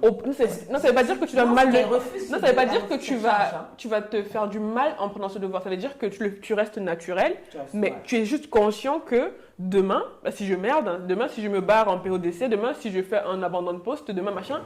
Sans que je le veuille, je ferme la porte à d'autres personnes. Mais c'est pas un rôle que j'ai pris, mais c'est le rôle que la société m'a donné. Et ils vont l'appliquer malgré moi. J'entends ce que tu es en train de me dire et je comprends tout à fait ce que tu es en train de me dire. Mais on n'est pas dans l'obligation de l'accepter. Ah non. Et je ne veux pas rentrer dans ce... Voilà. Et je ne veux pas rentrer dans ce truc-là. Je ne veux pas que quand tu me regardes, tu me dises je ne veux pas rentrer dans ça. Et c'est vraiment quelque chose qui... Je ne veux pas. Mais on est d'accord. On n'est pas signé pour ça. On revient quand même à une espèce de relation d'éducation. On s'éduque mutuellement. Hein. Au final, nous, on arrive, on a d'autres codes. On vient dans un univers d'entreprise où on observe sans oublier qui on est. On observe les codes, on observe l'entreprise, on acquiert leurs codes, on a nos codes. Et l'idée, au fait, c'est de... En fait, moi, pour la faire simple, parce que ça, c'est le lent discours. Je ne veux pas me perdre qui je suis pour te faire plaisir et pour que je sois comme toi, tu souhaites. Il faut que tu fasses un pas vers moi et que je fasse un pas vers toi. Et en n'oubliant pas une chose. En général, les personnes qui font des réflexions comme ça sont les N+1. Hein, ce n'est pas les big boss. Ce sont les N+1. Donc, il n'y a pas les personnes qui ont en général une ascendance directe sur notre rémunération parce que chacun va avec des objectifs. Moi, c'est pour faire l'argent. Là, j'ai pas peur de le dire. Bref, tout ça pour dire qu'en général, tu fais un pas vers moi, je fais un pas vers toi, on s'éduque mutuellement. Il ne s'agit pas de dire que si tu as un caractère fort, machin, de ne pas être forte avec moi. Juste quand tu me parles, prends des pincettes, réfléchis, tourne ta langue 7 fois. Parce que moi, quand je te parle, je m'adapte à qui tu es et j'essaie de tourner ma langue aussi 7 fois. Et je trouve que si tu n'arrives pas à le faire avec moi spontanément, je te l'impose. Non mais on s'éduque après, il faut aussi dévier quand ça va pas. Je veux dire, on n'est pas là non plus. On est d'accord, donc quand ça va pas, je te chatte comme ça. Est-ce que j'ai besoin de dire encore attends, coiffure par palier, mon cher. Quitter des environnements toxiques, aller vers des environnements qui sont plus aussi. Donc d'où le fait de changer dans ton pays, c'est très important. Où on peut, par exemple, tu vois, quand je disais moi, une façon où on peut éduquer, je dis, c'est juste être soi. Mais être soi, c'est presque comme un engagement, tu sais, que tu renouvelles chaque jour. Moi, je te le dis, parce que moi, je dis, ils vont s'habituer. Mais oui. Moi, c'est comme ça que je procédais en entreprise. Je dis, oui, je mets des trucs colorés, etc. Bah, je dis, ils vont s'habituer. Au début, dis donc, elle a les chaussures roses. Dis donc, au bout de 6 mois, il n'y a plus de dis donc, parce que si tous les jours je mets les chaussures roses, tous les jours ça me dira, dis donc. Et je suis même sûre pour les personnes qui te disaient, dis donc, là, elle on finit par mettre 3 mois plus tard. Mais bien sûr. Donc, moi, en fait, l'éducation, c'est vrai que j'ai pas eu cette chose de dire, peut-être que c'est aussi une question de génération, de dire tu me parles pas comme ça, tu me fais pas ci. Mais en fait, je répète mon comportement jusqu'à ce qu'il s'impose à toi, en fait. Et tellement je vais le répéter, à la fin, toi, tu vas te fatiguer de me dire t'as vu comme j'avais rouge? Surtout, je pense que tu ne changes pas. Surtout. Non, je change Tu pas. restes toi. Oui, Tu restes toi malgré les réflexions et tout ça. Mais pourtant, j'ai une sorte de charge mentale au début qui te dit où est-ce que tu vas? Parce que quand même, c'est un peu chiant, on va mentir, de se dire il m'a dit ça, il m'a dit ça. Mais c'est comme un engagement que j'ai pris envers moi et je dis non, je répéterai et tu vas t'habituer. Et là, tu vas t'habituer, à force de me voir, tu vas t'habituer et ça passe. Et je crois qu'être soi-même en entreprise, c'est avant tout prendre un engagement envers soi-même, de dire voilà, moi j'ai décidé d'être comme ça, c'est comme ça que je me sens bien, c'est comme ça que je parle mieux, comme elle disait Aïssata, je parle mieux quand je suis bien alignée avec moi-même, et ben je vais continuer et répéter cet engagement, vraiment, et si vraiment on a une réflexion qui dit ça gêne les clients. Oh là là. Je dis montre-moi le mail dans lequel il se plaint.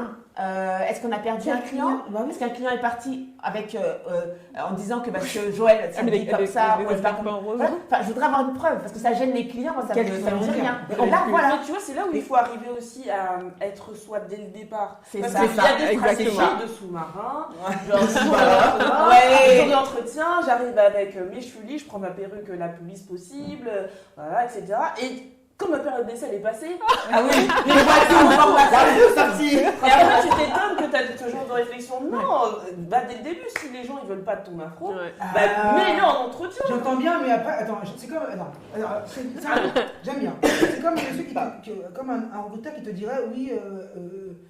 Est-ce que vous avez envie d'avoir des enfants? Tu vas lui dire quoi? Déjà, il n'a pas le droit de poser D'accord, ça. c'est illégal, mais il n'a pas le droit. Ça. Non, c'est illégal, d'accord.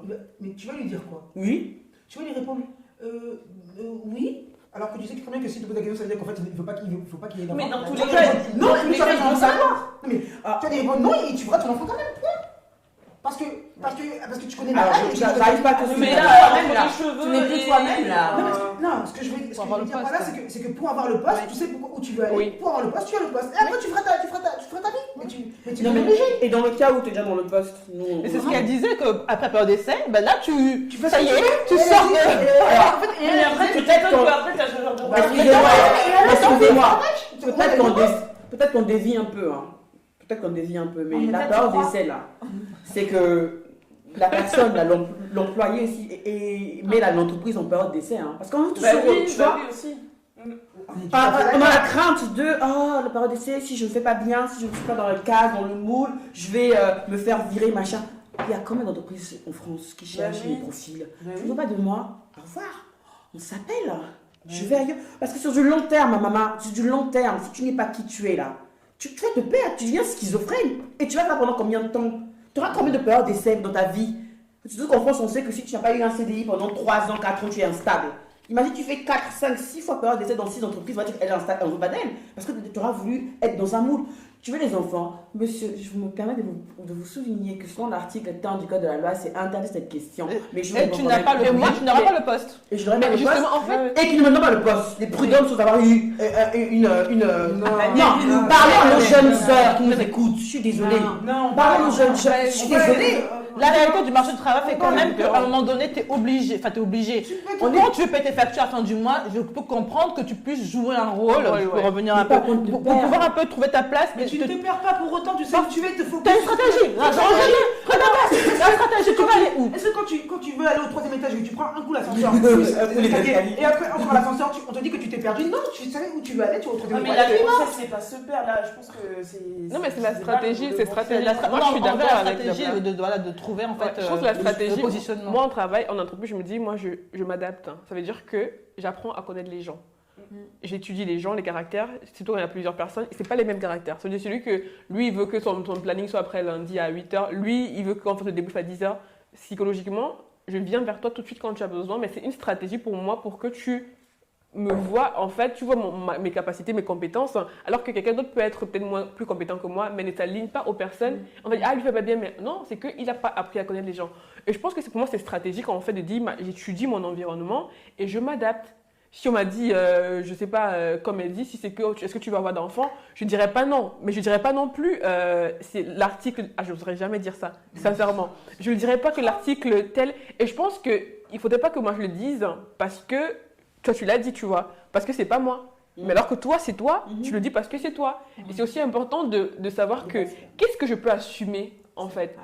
Est-ce que c'est parce que j'ai entendu Joël dire ça en émission que je vais le dire demain?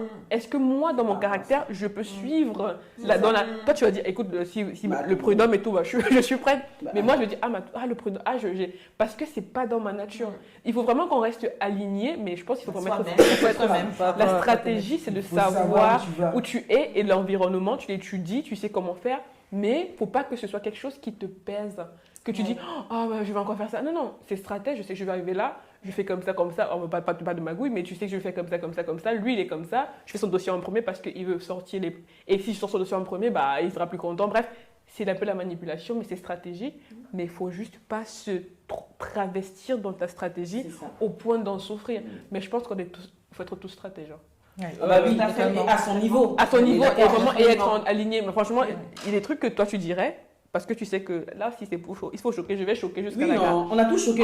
Mais moi, je sais que je ne pourrais pas parce que je me dis, là, c'est chaud, je ne pourrais pas, tu vois. En fait, ce que j'ai envie de dire à nos jeunes sœurs qui nous écoutent, surtout, c'est que on a tous eu nos périodes où on a courbé un peu les chines parce qu'on avait notre stratégie, on avait notre objectif. Mais c'est le juste milieu, trouver sa place dans l'entreprise. Au bout de combien de temps tu te dis, ok, je lâche un peu du lest là. Du coup, je montre un peu plus qui je suis. Dès le départ, il ne faut pas se perdre. Il faut montrer déjà un peu de qui on est. Peut-être pas tout d'un coup comme ça, bout de pomme, genre machin. Et lâcher un peu du test au fil des années parce qu'on a acquis de l'expérience, parce qu'on a montré notre capacité à pouvoir s'adapter aux gens en fonction des personnes, comme tu le dis, Daniel. Mais je veux dire, on a toutes eu ça. Il ne faut pas que ça dure. Chacun doit définir quelle est la bonne période. Parce que si tu dis jeune femme, là, maman, tu as 5 ans d'expérience, tu continues encore à faire des trucs comme ça. Dans la même entreprise. Après, tu te plains que oui, il y a ci, il y a ça. Change d'entreprise.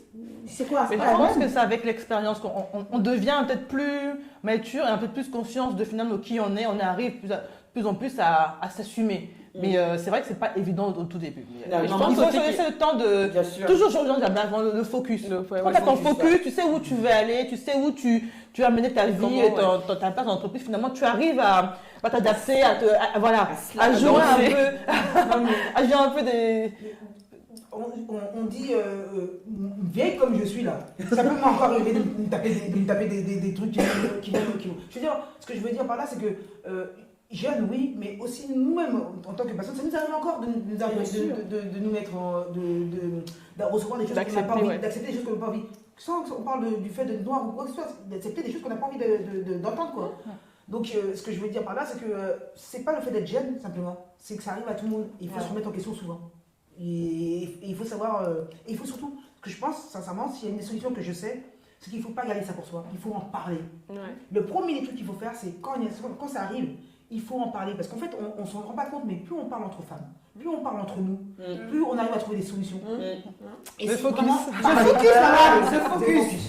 Ton expérience, celle de Daniel, de Joël, de Perle, fera que je trouverai ma propre vérité. Et des femmes qui nous écoutent. Et des femmes qui nous écoutent, qui veulent bien effectivement partager leur expérience avec nous, que ce soit par mail. On n'est pas là pour donner la vérité, on parle de nos propres expériences et à vous de trouver à travers tout ce qu'on dit. Je pioche un peu de chez Ndapla, je pioche un peu ici. Bon, Linda est trop folle, je laisse. Je pioche un peu chez Joël. Et c'est comme ça, je pense qu'on arrive à trouver sa propre vérité et c'est pour ça que nous on est là justement. Est-ce que vous avez encore envie peut-être de réagir sur une chose en particulier? Parce que finalement, on a dit beaucoup de choses, mais est-ce qu'il y a un truc pratico-pratique, c'est mon côté pragmatique, je suis désolée, de trouver sa place dans l'entreprise? Comment je fais ça? Est-ce qu'il y a des étapes qu'on conseillerait par rapport à ce que nous on a peut-être vécu, qu'on pourrait aujourd'hui partager rapidement? Moi, je pense qu'aussi, il faut toujours penser à faire de la place aux autres. Parce que dans trouver sa place, on est là, on se dit, mais où je vais me caser, comment je vais faire pour être moi-même, etc. Mais je crois qu'il faut aussi faire de la place aux autres et accepter aussi que, peut-être comme a dit Perle, peut-être que tu es la seule personne noire qui l'ont côtoyé depuis 20 ans, etc. Et quelque part, c'est pas qu'accueillir les critiques, c'est pas ça, mais c'est de les trouver quelque part une certaine logique à la critique, dans le sens où c'est quelqu'un que j'ai jamais côtoyé, ok, d'accord, il me dit ça, mais je vais lui répondre tranquillement. Moi, je suis plutôt quelqu'un qui est dans l'humour. Donc, quelqu'un qui va me dire, par exemple, David, t'as fait coiffure palmier. Je vais lui dire, David, t'as sale cravate aujourd'hui. mais aussi, en fait, je pense qu'il faut aussi, comment tu fais pour faire de la place aux gens. Et aussi, quelquefois, il faut croire que ta personnalité dépasse que ce soit ta couleur ou même ta culture. Ta personnalité, par exemple, si tu es quelqu'un plutôt agréable ou qui va vers les autres, etc., je pense que tu peux garder ton afro. Au début, ça va, bien sûr, il y a toujours des petites remarques, mais tu viens avec ton afro, tu es agréable. Ah, toi, tu veux un café, tu veux un truc, machin. Et dans 6 mois, ils vont oublier que tu as l'afro et tu l'auras toujours. Donc, je pense qu'il faut croire aussi je pense à son... Ouais, en soi-même, à sa personnalité, à sa capacité aussi à convaincre. On oublie souvent, mais convaincre pas seulement pour dire tu me dis pas ça, tu me fais pas ci. Non, convaincre par qui on est, tu vois, ce qu'on apporte. Voilà, ce qu'on apporte. C'est ce que je cherchais. Moi, j'ai fini. Mais c'est inspirant ce que tu dis, mais en même temps, c'est quand même une charge lourde. Moi, je me suis rendu compte, ma mère, pareil, m'a toujours dit, il faut être exemplaire, machin, parce que tu représentes ton pays, tu représentes tout le c'est usant, en fait, tu peux pas, c'est fatigant. Je comprends, mais c'est dur à porter quand même. Non, c'est pas porter, c'est qu'est-ce que j'apporte, en fait, mais vouloir apporter, tu vois. Mais en termes de personnalité, pas seulement de compétences, on est là, on est payé, on a le contrat pour apporter certaines compétences, mais en termes de personnalité, qu'est-ce que j'ai envie d'apporter aussi, comment j'ai envie de contribuer à la bonne ambiance, enfin, par exemple, tout bête, à la bonne ambiance. Et je crois que si tu penses aussi à comment moi je vais apporter quelque chose, tu peux rester toi-même. À force, je te dis, les gens s'habituent. Et en fait, ce qu'ils regardent, c'est aussi ce que tu apportes. Ils vont dire, quand elle arrive, c'est toujours la joie, quand elle arrive, celle-là et tout. Ils oublient que tu avais l'afro. Au début, ils regardent que l'afro, mais après, ils rentrent, à force de te côtoyer, ils découvrent qui tu es. Mais pour ça, il faut donner de toi. Voilà, donner de qui tu es. Ouvrir un peu. Je pense, hein. Après, je pense après, c'est peut-être un rapport au travail qui est différent. Ou... Bon, certes, après, tu vois, ça reste le travail. Enfin, 8 heures par jour. Oui, mais 8 heures par jour, combien de semaines par an? Non, c'est beaucoup. Non, c'est énorme. Dans beaucoup de temps dans une vie. C'est énorme. Oui, mais après, tu vas pas non plus chercher des amis au travail. Non, on ne cherche pas des amis, on cherche pas des amis pour autant, mais on cherche quand même à partir un cadre de 8h à 18h, de 9h à 18h, à être dans un cadre où franchement c'est quand même agréable. C'est encore mieux. Parce que oui. c'est, voilà. Après, ce que tu disais par rapport à la charge mentale, c'est ce que j'essayais d'exprimer tout à l'heure en disant que ça, je n'accepte pas. Je ne veux pas cette charge mentale. Je ne veux pas être la représentation de qui que ce soit. Parce que je ne veux pas être cette charge mentale. C'est tout simplement. Cette charge mentale, j'en veux pas. Non, mais moi je dirais qu'effectivement, on passe 8 heures de temps au travail, c'est beaucoup. Moi, je suis quelqu'un qui rigole tout le temps au travail. Donc, avec les collaborateurs, donc je dis, je veux pas d'ambiance, comment dire, formelle. Oui, voilà, mais c'est pas moi en fait. Et alors qu'il y avait avant moi, il y avait une responsable gabonaise dans le cabinet où j'étais, et qui était très stricte. Ça veut dire qu'on ne demandait pas lundi comment était ton week-end. On n'est pas amis. Elle disait clairement, elle était vraiment naturelle. On n'est pas amis, ne demande pas comment était mon week-end. Et moi, quand je suis arrivée, les gens ils disaient, est-ce que t'es comme, je dis comment ça, comme tel. Et donc du coup, moi je peux pas, et même en période fiscale, là où c'est le rush et tout, moi ça doit rigoler à un moment donné. On est sérieux, après ça rigole. Mais c'est pas pour autant que ce sont mes amis, mais c'est juste que j'ai besoin d'une ambiance détendue. Et aujourd'hui, je voulais rajouter que on peut avoir une stratégie sur le côté professionnel, mais tout de suite montrer sa personnalité physique et son quotidien. Ça veut dire que soit le boss, on peut lui dire qu'on ne veut pas faire d'enfant ou qu'on veut faire d'enfant, soit, mais d'un autre côté, amener mon afro tout sur le premier jour. Ça veut dire que le travail, c'est quelque chose, mais moi, je ramène mon afro, je ramène mon couscous, je ramène mon dolé au travail. Ah, ça sent fort ici. Ah oui, mais c'est pas plus fort que le camembert, donc ça va. Des trucs comme ça, des petits trucs comme ça, mais j'ai appris, et du coup, aujourd'hui, j'ai plus de questions dessus. Je ramène ce que je veux à manger, mais quand je dis ce que je veux, ça veut dire je ramène tout ce qui me vient de ramener à manger. Le poisson fumé aussi. Tout, Ouais. sauf le bonbon. C'est sauf le bâton de manioc, parce que là, ça sent. Bon, je me suis dit, bon, ça va être. Bon, là, c'est trop. Je ne réchauffe pas. Mais sinon, j'ai appris à dire la stratégie pour le côté professionnel et moi-même pour le côté moi. Je veux rigoler, je suis comme ça. Et tu ne fais pas jamais Daniel, tu n'es jamais énervé, tu n'es jamais stressé, tu n'es jamais comme ça. Mais si, je peux m'énerver, mais ça sert à quoi que je m'énerve pas comme ça. Je m'énerve, je viens de dire et que ça ne me plaît pas. Et calmement, parce que je n'aime pas l'affront non plus quand je suis dans l'affront. Je sais qu'après, j'aurai du mal à revenir en situation de... Je ne veux pas après, je commence à rigoler. Non, moi, j'ai au moins 2 heures, 3 heures, jour avant de revenir. Donc, j'évite ce truc. Je parle calmement, mais au moins, dès le début, j'ai dit, je suis comme ça. Ils savent que je suis comme ça. Mes tenues, je les mets quand je veux. Je ne veux pas de remarques dessus. Tu me fais une remarque, je ne te dirai pas que c'est pas... Ah, c'est pas normal. Je dis, OK. Dans ma tête, je n'ai pas compris ce que tu as dit. Mais c'est vraiment comme ça que j'ai appris à vivre en entreprise aujourd'hui. Et je pense que moi, j'ai trouvé l'équilibre. Professionnellement, je suis stratégique. Moi-même, Ça se ressent, ma chérie. physiquement, je suis Tu es moi-même. alignée. C'est ça, Ça se sent. c'est ça, Elle on dégage ça. Non, parce que tu sais, c'est très intéressant parce qu'en fait, ce qui compte, c'est on parle de jouer un rôle ou de jouer un rôle ou de trouver sa place, mais en fait, ta place, tu la trouves vraiment quand tu te connais toi-même. Ouais. Tu peux pas. Ah, faire autre chose comme quand tu peux pas connais dire pas. mieux pour faire plaisir à Linda. Elle Elle attend ça, ouais. Elle a écrit un e-book là-dessus quand même. hein, donc- dessus quand même. Non, c'est vrai, c'est important. Ouais. Non, mais c'est. C'est la base de tout. Mais Tu vas absolument où tout. Si tu ne sais pas qui tu es, même comment Tu tu vas d'où où tu viens, tu vas où, tu fais quoi, tu t'adaptes aux gens constamment. Et comment tu veux que les autres tu sachent? navigues comment avec les gens. Oui, et comme non, c'est la base, on commence par ça déjà. Mais bon. Comme tu as de l'e-book, du coup, je vais en faire la pub. Hein. C'était absolument que je vous fasse la pub de l'e-book qu'on a écrit parce qu'il est disponible sur l'e-shop, la boutique en ligne de The Focus. Je vous partage quelques astuces pour savoir qui on est réellement et d'être à l'aise, d'être bien avec soi, dans le miroir. Et ce qui est bien, c'est que c'est un voyage. Moi, j'adore cette idée de voyage, de se connaître qui on est à 15 ans, à 20 ans, à 25, à 30 ans, pour trouver son mari, pour trouver le bon travail, pour trouver les bonnes amies autour. Il y a encore plein de sujets. Il faut vraiment lâcher ce sujet. Vous allez aimer. Mais sur ces superbes, belles paroles, mesdames, on va passer à la troisième partie de l'émission. La troisième partie est consacrée aux avantages à être une femme noire en entreprise. La question que je me pose, c'est avantage pour qui? Pour la femme ou pour l'entreprise? C'est parti pour la troisième partie de l'émission. Et si votre sujet était abordé dans la prochaine émission Focus Sur, une fois par mois, Père, Joël et moi co-animons l'émission Focus Sur. Avec 3 autres femmes d'exception, nous abordons des sujets inspirants, des sujets qui vous piquent, des sujets qui vous font réagir, des sujets qui vous font du bien, mais également des sujets qui vous divertissent. Nous avons un mois pour sélectionner ensemble le sujet de la prochaine émission Focus Sur. Et pour vous remercier de votre superbe contribution, nous vous offrons le livre de poche Les phrases inspirantes de Focus en version e-book.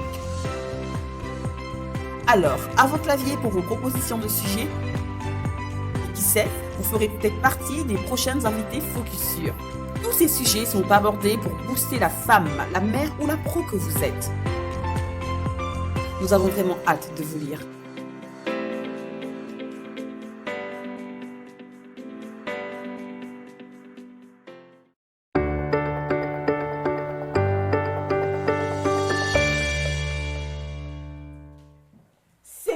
Pour cette troisième partie d'émission, les avantages à être une femme noire en entreprise. Je le disais tout à l'heure, avantages pour qui? Pour la femme? Pour l'entreprise? Pour les deux? Qu'est-ce que vous en pensez, mesdames? Moi, j'ai plein d'idées. À ma gauche.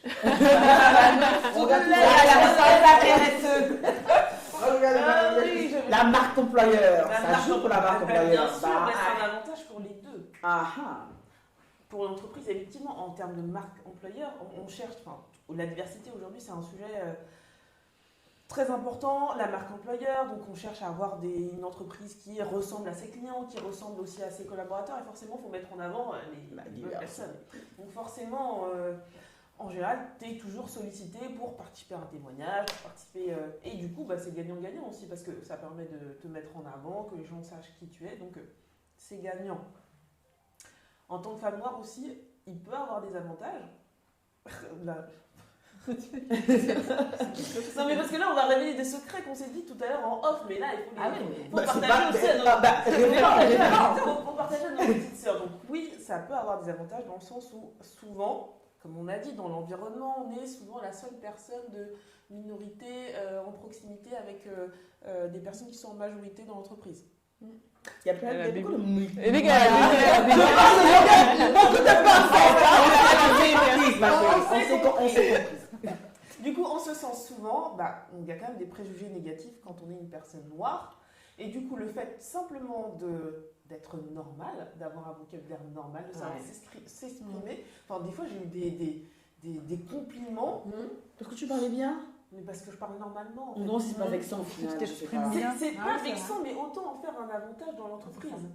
Alors, j'ai du mal à suivre. Moi, j'ai eu ça quand j'étais en 3e, mais au 21e siècle, j'ai un peu de mal à me projeter dans la manière d'être. Ça n'arrive pas souvent, parce qu'aujourd'hui, je pense que j'ai des retours positifs par rapport à mon élocution, mais parce que c'est vraiment le cas.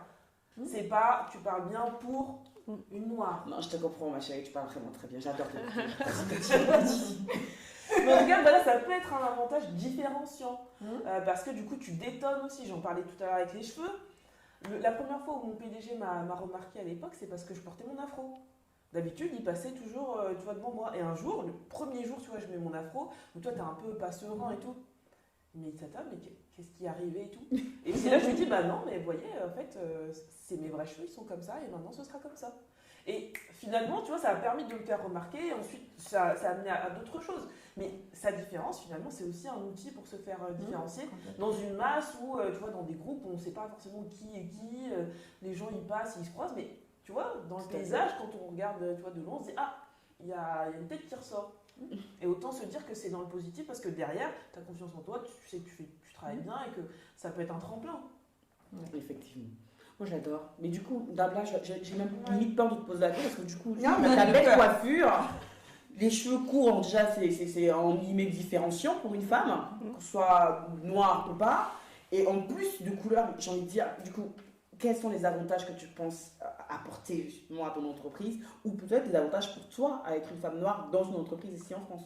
Moi, personnellement, les avantages que je trouve à être une femme noire. Remonte ton bruit de la part. Comment dire? En fait, c'est pas que je ne vois pas, c'est que je vois pas les difficultés pour l'instant. Donc, je sais pas quoi répondre à cette question. Sincèrement, je sais pas quoi répondre à cette question. Est-ce que tu as peut-être eu, à lui, si c'est pas toi, il y a peut-être quelqu'un de ton entourage qui a vécu des choses, parce qu'on n'a pas tous le même tempérament, on n'a pas toutes la même force de caractère, on n'a pas toutes les mêmes expériences, c'est pour ça justement qu'on s'enrichit les unes des autres. Est-ce que tu as peut-être eu des témoignages de personnes, de tantes, de cousines, de nièces, de petites sœurs qui te parlent de ce qu'elles ont vécu, et voilà, je sais pas. De ce qu'elles ont vécu, oui. Est-ce qu'elles en tirent un avantage? En fait, j'allais dire que là où elles en tirent un avantage, c'est qu'elles se posent des questions qu'elles n'auraient peut-être pas dû, qu'elles ne se seraient pas posées si elles n'avaient pas eu cette couleur de peau. Donc du coup, elles doivent apprendre des choses que certaines personnes auraient pu apprendre plus tard. Donc c'est un avantage que quelquefois d'avoir, c'est un avantage d'avoir quelquefois des difficultés. Tout simplement parce que tu es confronté à la difficulté. Et quand tu es confronté à la difficulté tôt, et ben c'est bien. La maturité, t'apprends Franchement, très bonne conclusion, c'est vrai. Bah vous parlez parce que c'est pas vrai qu'elle a raconté ça. Quand tu vis la difficulté, mais je pense pas ça. Oui, tu pleures d'abord. Non, mais je comprends ce que tu veux dire, ma chérie, effectivement. Je comprends. Je pense aussi que ça dépend peut-être aussi des secteurs, parce qu'on dit en entreprise, mais il y a plein de secteurs. Moi, par exemple, dans mon secteur, où je travaillais quand j'étais encore salariée, je travaillais dans le logement social, c'était clairement un avantage d'être une femme noire. Je veux dire, ne serait-ce qu'en termes de performance, je performais là où mes collègues logeaient 40 familles par an, j'en logeais 100. Mais parce que moi, je sais parler à la population. Je sais exactement comment on leur parle. Je sais comment les convaincre de changer leur orientation géographique. Je sais quel argument leur imposer. Parce que tout simplement, je comprends, je sais comment ils pensent. Tu vois, par exemple, moi, je viens d'une famille nombreuse. On est 14 enfants, etc. Bon, j'ai pas de famille de 14 enfants, ça n'existe plus. Mais en tout cas, même 5, 6, je sais les problématiques, je connais, je sais. Et donc, clairement, pour moi, c'était un avantage. Je performais beaucoup plus que mes collègues. Parce que c'est un métier social, il faut... Les gens, quand... et vous savez, les domaines de logements sociaux, il y en a à la peine. Mais il faut réduire la masse. Et quand les gens ils disent, moi, je vais habiter là, c'est là, pas là, pas là. Quand tu sais comment leur parler, tu rigoles un peu, tu dis, ah, monsieur Cissé, vous êtes dur. Monsieur Cissé, là, il rigole un peu, il dit, bon, d'abord, où je peux aller? Et je change. Mais parce que je sais comment leur parler. Et donc, clairement, il y a plein d'avantages. Ça dépend aussi des secteurs dans lesquels tu travailles. C'est que je reviens sur ce truc de, j'ai plusieurs cultures. Et je sais exactement, ça c'est très stratégique, hein, mais je sais exactement laquelle je sors à quel moment. Et ça, c'est clair et net. Et ça, c'est un avantage. Complètement. C'est un avantage de savoir s'adapter. C'est un avantage. Même si on pleure un peu, c'est un avantage. Non, mais moi, je rejoins complètement Joël sur la partie de j'ai plusieurs cultures et je sais quand sortir celle qui m'avantage à quel moment. Moi, je dirais que l'avantage pour moi, du moins aujourd'hui, d'être une femme noire, c'est d'avoir su rebondir, d'avoir su m'adapter à des situations. Et de par le background, de par l'histoire que mes parents m'ont contée, ma mère m'a toujours dit écoute, fais comme ça, écoute, fais attention. D'écouter aussi, je pense que le fait qu'on soit plus assidu à l'écoute des parents fait que quand un sage te parle, tu te dis ok, c'est pas un sage, c'est ta mère qui te dit écoute, là fais attention, fais comme ça, là ne précipite pas, là calme-toi. Moi j'ai pris un avantage d'avoir cette culture d'écouter en fait un ancien qui est ma mère, un ancien qui est une personne qui est proche de moi. Et j'en ai pu tirer avantage parce que dans les situations où j'aurais explosé, même si ça n'arrive pas souvent, je me suis calmée. Elle m'a dit, apprends à connaître les gens, apprends à analyser les situations et tu sauras comment mettre tes pions. Et pour moi, c'est le principal avantage aujourd'hui. Quand il y a une situation compliquée, c'est moi qu'on envoie. Parce que Daniel, c'est pas manipuler, mais je vais contourner le truc. Je vais trouver une solution, comment habiller le truc pour sortir une solution non conflictuelle quand c'est possible. Mais il y a vraiment, que ce soit collaborateur, que ce soit client. Je sens toujours qu'à la fin, quand je dis mais pourquoi j'ai eu telle personne, c'est que finalement, on sentait que c'était toi la personne la mieux adaptée parmi les responsables à gérer cette situation. Mais parce que je sais qu'on va dire, ah non, mais toi, tu te fâches pas trop, mais toi, tu n'es pas dans le... Toi, tu es un peu dans l'affect, toi, tu sauras comment lui parler, tu sauras que machin. On me le dit pas comme ça, mais avec le recul, quand je dis, mais pourquoi? Ah oui, mais vous savez, vous, machin. Je dis, ok, mais c'est pour moi, aujourd'hui, c'est un avantage de dire, cette culture que j'ai en tant que femme noire, je prends ça comme une force. Exactement. Et pour l'entreprise, c'est aussi une force parce que si je gère bien les situations conflictuelles, si je gère bien une petite tension, ils sont forcément gagnants. Moi, je gagne parce que si on sait que pour tel poste ou pour telle tâche, telle compétence, telle mission, c'est plus moi, ça veut dire que par rapport aux autres du même niveau, j'ai un petit avantage par rapport à eux. Ça, on peut le jouer sur l'entretien, on peut demander l'augmentation parce que vous savez, voilà, exactement. Mais c'est des petits trucs qu'on dit, on réussit à tirer son épingle des situations qu'on peut dire, ouais, il n'y a pas que du négatif en fait, dans le fait d'être, les cheveux, machin, il y a aussi du positif à être une femme noire dans une entreprise, que ce soit pour eux, que ce soit pour nous, il faut juste savoir comment jouer ses cartes en fait. Il y a toujours un avantage à ce qu'une entreprise te prenne toi, quelle que soit ta couleur. C'est du business. Voilà, il y a toujours un avantage à ce qu'elle te prenne toi, parce que quand tu parles, je t'entends parler, je te trouve tellement posé, tellement calme, tellement... Ça donne, hein, On a envie d'écouter. On a envie d'écouter, on est à l'aise. Non, mais c'est rassurant. C'est rassurant de te dire qu'elle travaille mon argent. Vous voyez ce que je veux dire? Oui, c'est rassurant. Ah oui, bien sûr. Non, mais c'est vrai. Elle va pas se tromper, toi. C'est Elle ça. raconte deux, calmement. Même si tu es Mais oui, c'est ça. Non, mais elle est calme. Appelez DNM Conseil. Comptabilité, c'est Daniel. DNM Conseil. Vraiment. Non, mais c'est vrai. Cependant, elle est calme et posée, et moi je ne le suis pas, et pourtant je pense que toutes les entreprises ont intérêt aussi à m'avoir. Bien sûr. Par rapport à mes qualités, mon énergie que je peux dégager. Ce que je veux dire, c'est pour ça que je disais, toute entreprise a besoin de toi, mais toi, ce que tu es toi-même. Personnalité. C'est-à-dire, elle a besoin de toi quand tu te connais. Toi, quand tu es en alignement avec toi-même. Tout simplement. Non, mais c'est vrai. Ça résonne chez elle quand tu dis. Non, mais je vais dire le mot, hein. Il faut que ça sorte. C'est jouissif de ton côté. On en est là. C'est vraiment jouissif. On devrait peut-être faire une émission un jour sur vraiment se connaître, sur connaître soi-même dans des situations précises, parce que c'est tellement un vaste domaine que c'est, voilà, le dire comme ça, c'est jamais d'apprendre sur soi. On ne finit jamais. Moi, j'adore justement faire ce voyage-là et se parler à la Dabla qui était il y a 10 ans, il y a 5 ans. C'est incroyable, et de se projeter dans 5 ans aussi, c'est important, et ça permet d'avoir le calme olympien et la force tranquille de Daniel, parce que franchement, ça, c'est jouissif. C'est vraiment jouissif. J'ai des spams de... spams.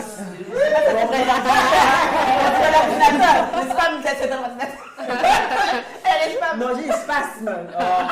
Les spams. Je sais que j'aime l'informatique, il ne faut pas exagérer. Mais moi, il y a quand même on a un peu abordé, je pense, à un moment de l'émission, être une femme noire en entreprise, c'est que malgré nous, même si d'abord elle dit que l'on ne veut pas, ta position, tu vois, ce fardeau-là, malgré nous, on a ce quelque chose, je pense pareil pour les hommes noirs d'ailleurs, qui nous pousse à toujours faire plus, à vouloir faire mieux. Hormis, c'était toi qui parlais de la jeune femme qui absolument n'était pas... Non, c'était toi Joël. C'était pas l'affaire parce que ouais, c'était pas impliqué. Bon, il y en a aussi. Mais quand même, pour la majorité d'entre nous, moi je vois dans mon entourage, des personnes qui ont des postes, vraiment des bons postes et tout, on a toujours ce souci de faire plus, de faire mieux. La conscience. Voilà, la conscience professionnelle, d'avoir ce côté vraiment carré de l'excellence, de viser l'excellence, parce que cette culture dont nos parents nous disent, tu veux quelque chose, tu bosses. Tu vas, tu montes, sans forcément avoir le côté pour les autres, pour les noirs. Mais effectivement, j'adore d'ailleurs dans la série Scandale, c'est ma série préférée, où justement l'actrice principale, son père lui disait, toi tu dois faire 2 fois plus. Ouais, ça gagner 2 fois. Ça va la moitié c'est en vraiment tout cas, genre, tu fais 2 fois plus. Le que la ma- moitié. ce matin, je pense qu'on sommes beaucoup à l'avoir en se disant, je veux, pas forcément pour les autres, déjà à moi-même, me prouver que, ok, je suis là, je compte. Et je pense que l'entreprise, il y en a beaucoup qui arrivent quand on dépasse effectivement les préjugés. On va pas se mentir, il y en a des préjugés. Quand on dépasse ça, on se rend compte que c'est une vraie force des entreprises d'avoir des femmes noires. Parce que déjà, les femmes, on sait qu'on est carré, hein, voilà. Mais en plus, être noire, tu te dis, allez, j'y vais, je balise mon terrain, compétence à bloc, je fais mon travail et ça paie ses fruits. Exactement. Oui, mais sans pour autant que ça devienne un fardeau. Ça, parce ouais, que ça marche. non, Oui, c'est pour ça. Tu fais quoi? C'est pour Quand soi. tu n'y arrives pas, tu fais quoi? Quand ça marche pas, quand Il faut se connaître. Ça fait 2 fois et tout, en fait, C'est que tu comprends n'es pas ça au bon marche pas. endroit, ma T'es chérie. bon endroit, je rejoins Linda. C'est que tu T'es n'es bon pas au bon endroit, tu t'en endroit. vas. Non, c'est pas que ça, parce que c'est ce qu'on met dans le 2 fois plus. Voilà. Et là, ça c'est toutes mes clientes, parce que moi j'ai quasiment que des clients de la diaspora. Dans le 2 fois plus, en fait, ce que nos parents nous ont enseigné, c'est de bien bosser. Tu bosses et t'en fais 2 fois plus. Mais dans le 2 fois plus, en fait, on oublie énormément le relationnel, la stratégie. On n'a pas ça. Nous, on est sur des compétences extrêmement techniques, de l'excellence sur le technique. Mais on oublie alors que c'est l'autre. la Et c'est là que. stratégie. Et franchement, moi, dans mes clientes, elles viennent me voir, elles disent, ah, je fais ma place, je veux partir. Mais non. Elles restent et elles ont leur promotion parce qu'en fait, le 2 fois plus, elles n'ont pas compris. J'ai dit, c'est déséquilibré. Tu travailles trop. Tu fais pas assez de relationnel, tu fais pas assez de sociabilité, tu fais pas assez de jeux politiques. Et c'est ça qui manque, c'est ça qui nous manque parce que nos parents nous ont dit, tu bosses 2 fois plus et tu vas y fais arriver. petit, Mais parce que tu vas tu t'user au final pour des résultats, aucun Mais oui, résultat, donc mais- c'est déprimant. Nos parents nous ont pas parlé de politique, tout Non. simplement. Ouais. Ils nous ont parlé Mais de parce- relationnel, ils nous ont pas parlé. Ils nous ont dit boss, mais boss, on met quoi dedans? Oui, mais là- boss, on fait Est-ce quoi que quand on met dedans? c'est pas aussi une question de génération parce que Oui. les enjeux de nos parents à l'époque ne sont pas les mêmes enjeux que nous aujourd'hui on a. Parce Et que- les Ça n'a rien à voir. peut-être La que- politique, peut-être la qu'ils n'ont pas politique, ça a toujours été depuis. Désolée, je suis pas certaine. hein, parce que aller boire un café dehors pendant que son boss fume, je suis pas sûre que nos parents ont fait ça. Pourtant, nous, on peut le faire aujourd'hui. Hein. Mais c'est pas non, mais mais non, c'est mais pas c'est ça. c'était à l'époque. Oui, mais C'est pas parce que. alors, je suis pas pas pareil. certaine. Non, mais C'est c'est pas pareil. pareil. Ça existait, mais On ils parle ne de le font pas. politique, c'est à ces genres d'instants, des pauses café, des pauses déjeuner, machin, qu'on arrive à peut-être aussi développer Pas que un ça. peu plus Mais il y a- le relationnel. Mais non, mais C'est Mais même eux, même, dans leur, même nos parents, ils ont travaillé en équipe. En équipe, tu sais qu'il y en a qui sont des leaders, il y en a qui le sont moins. Tu sais avec qui tu dois parler, avec qui tu ne le dois pas. C'est ça. Ils savent ce que ça veut dire, mais pour eux, ils voyaient le mot bosser, boss. Et puis Ben, le mot ils ont- bosser là, oui. le mot bosser, le mot bosser qui est un vocabulaire qui est un peu limité, je trouve. On y met quoi? On y met quoi dans ce mot bosser? Tu y mets quoi? Moi, tu bosses tout autant quand tu fais du relationnel. Tu bosses tout autant Exactement. quand tu es incompétent et que tu Ça fait vas partie du faire travail. croire que tu es compétent. Ok, incompétent, tu passes ton temps à faire quoi que t'es compétent. Ça, c'est la phrase. Parce que j'en ai vu plein. Dans le travail, j'en ai vu plein. Mais ça finit par se savoir, enfin, qu'ils sont incompétents. Mais en attendant, ils Et ont tu progressé. bosses Ouais. tout autant. Tout à fait. C'est ce que j'ai dit. Ouais, c'est vrai, ils sont Bah, payés toi, aussi tu à vas la plus petite. vite. Aussi. Tu vas Non, mais le plus vite, oui. relationnel fait qu'aussi tu vas plus vite. D'aller voir directement la personne, lui expliquer, de faire en C'est sorte vrai. qu'elle adhère à ton projet, tu sais tout de suite que quand on va à l'email, elle va te répondre tout de suite. C'est vrai. Exactement. Donc pour moi, je le dis toujours, ce qui est important dans l'entreprise, et si on parle de l'entreprise, c'est comme je le dis, c'est déjà savoir où on va. C'est pas rentrer dans une entreprise en disant j'y suis, oh, alléluia. Le Saint Graal. Là, le jeu ne fait que commencer. Voilà, Première voilà. étape. Première Exactement. étape, je sais où je vais, je sais où je veux aller. Mm. Et une fois que tu sais où tu veux aller, tu dois passer ton temps à observer. Comme il disait, il y a un monsieur qui a dit ça, je sais plus qui est, je pourrais vous donner l'auteur, j'ai pas de mémoire. Mais il dit que s'il doit tuer quelqu'un ou je ne sais quoi, il va passer plus de temps à aiguiser son couteau. C'est un truc de ce style-là. Et après, les gens toujours bac. Du coup, j'ai la vision du gars qui. Mais c'est vrai, Non, non, Quand quand tu veux dans ton entreprise, tu dois savoir où tu veux aller Ouais, et après prépare-toi. préparer ton plan. Ouais, Préparer. c'est Et ça. préparer, c'est observer. C'est ça qu'il faut. C'est ça qu'on ne dit pas. On ne dit pas que le travail c'est un jeu. Et c'est un jeu qui est qui a ses Faut connaître ses règles ouais, et qu'il faut règles, prendre le c'est temps ça. de Complètement. Déguisé. déguiser, d'apprendre, de voilà quoi. Ouais. Ça, Pas il y a- déguisé, déguisé. Justement, avec je des- joue Non, la naïve. Je joue la naïve. Comment faire pour apprendre ces règles? Parce que on en parlait en off tout à l'heure pendant la pause. C'est que ces codes-là, on ne l'apprend pas à l'école. Nos mamans, mais ils ne nous apprennent pas, nos parents ne nous a transmis. Écoutez, je Comment focus d'abord. comment fait-on pour apprendre concrètement, savoir comment se positionner, à qui parler, les bonnes personnes, comment repérer, voilà. C'est l'expérience aussi. C'est l'expérience. Et la Sincèrement, transmission. Et la l'expérience transmission, ouais. et la transmission entre nous. Oui, il faut Entre que nous nous, transmettre en aux plus parlant- jeunes, ouais. En parlant entre nous. Et en fait, souvent quand on rentre dans le monde du travail. Excusez-moi, désolé. Écoutez, ce focus, ça veut dire. Écoutez ce focus déjà. Souvent quand on rentre dans le monde du travail, on n'ose pas parler de ses problèmes. C'est la grosse erreur. Exactement. Souvent, on rentre à la maison, on a toutes ces frustrations, on les garde pour soi. C'est ça. C'est la grosse erreur. La première des choses qu'il faut faire, c'est savoir partager. On est beaucoup aussi dans la culture du secret. Je vais pas dire que Même je de sais la pas. méfiance. Le jugement, Je vais pas dire que je peur sais du pas ce que jugement. celui-là, il va vouloir le prendre et tout. Mais mon ami, Ouais. tu sais pas ce que tu fais tu sais pas ce que tu te crèves, ce que tu fais de ton corps en ne disant rien. Tu sais pas ce que tu fais quand tu ne parles pas. Il faut dégager sa bouche, il faut parler. Il faut parler pour apprendre. Il faut avoir peur, il faut montrer ses blessures, ses faiblesses, pour que sa vulnérabilité, pour apprendre. Mais ça s'apprend aussi, Et ça, c'est tout. d'ailleurs. Ouais. Ça s'apprend aussi, parce que nous, on n'a pas de forte. Hein, Ouais, ça, c'est tout ça. ça. La femme Forte, est forte, voilà. Mais oui, bah oui. Il faut déconstruire aussi toutes ces... Et continuer à dire et répéter aux femmes qui nous écoutent, jeunes comme moins jeunes, ce n'est pas parce que je suis une grande gueule que je n'ai pas mes moments de faiblesse, et ce n'est pas parce que j'ai mes moments de faiblesse que je reste en guillemets vulnérable toute ma vie. Ouais. Oui, il y a des moments où je pleure, ça arrive, comme tout le monde. J'ai besoin d'évacuer pour repartir de plus belle. Et puis surtout, j'aime toujours prendre l'exemple des super guerriers. Mais moi, je suis une petite geekette, j'aimais bien Dragon Ball Z. Tu te rappelles Dragon Ball Z? J'ai adoré moi Dragon Ball Z. Son Goku là et Son Gohan là, les super guerriers. Faut les taper. Si tu les tapes, tu les tues pas. Quand tu vas rester dans 3 ans, il faudra fournir 4, 5, 6 fois plus D'énergie, d'énergie, de force. Vous venez même à 10 pour le tuer, pour être sûr de. C'est le même principe. Les expériences, il ne faut pas avoir peur de ça. Les échecs, ça n'existe pas. En entreprise, on va se prendre. On s'est toutes pris des tartes. C'est pas grave. On apprend de ça. On tombe, on pleure un bon coup. Il ne faut pas rester en bas. Il ne faut pas rester allongé, pleurer. Non, on a tous le devoir de se lever. Et on le disait aussi dans la pause. Hein. Si les gens pouvaient rester en bas, il faut les fuir. Mais bon, Mais c'est ça, en fait, quand tu dis quand il faut parler, il faut se défaire de tout ce qu'on a eu de négatif ou de son expérience de sa journée, il faut avoir un cercle vertueux. Parce que d'aucuns ne parlent pas par peur de jugement, par peur qu'on va dire quoi, par peur qu'ils vont me rire au nez. Mais si tu as un cercle vertueux, tu sais que j'arrive là, je vais voir Aïssata, je vais voir Joël, je suis apaisée, je vais pouvoir parler. Même si je pleure, elles vont me consoler. on va pleurer ensemble, on va pleurer ensemble. Et après, taper la personne. C'est mon problème. Allez, tu vas acheter le problème, comme on dit. J'achète le problème. Il y a peut-être un petit business plan pour focus Non. Parce qu'on ressent ce besoin, effectivement, des femmes et des beau, plus jeunes aussi, d'avoir finalement un endroit où on peut se confier en toute sérénité, sans peur de jugement, parce qu'on se connaît, on sait très bien que tout le monde n'est pas forcément riche dans la tête. Non, on va dire bienveillant, voilà. La vraie bienveillance. La bonne bienveillance, quelqu'un désintéressé qui va vraiment t'épauler sans te juger, sans voilà, on va dire, la jalousie et compagnie. Parce que des fois, on a nos propres proches qui sont toxiques. Enfin, oui, voilà. On exagère. Exactement. Non, c'est pas Non, c'est pas on exagère pour me dire pardonne-moi maman. Voilà.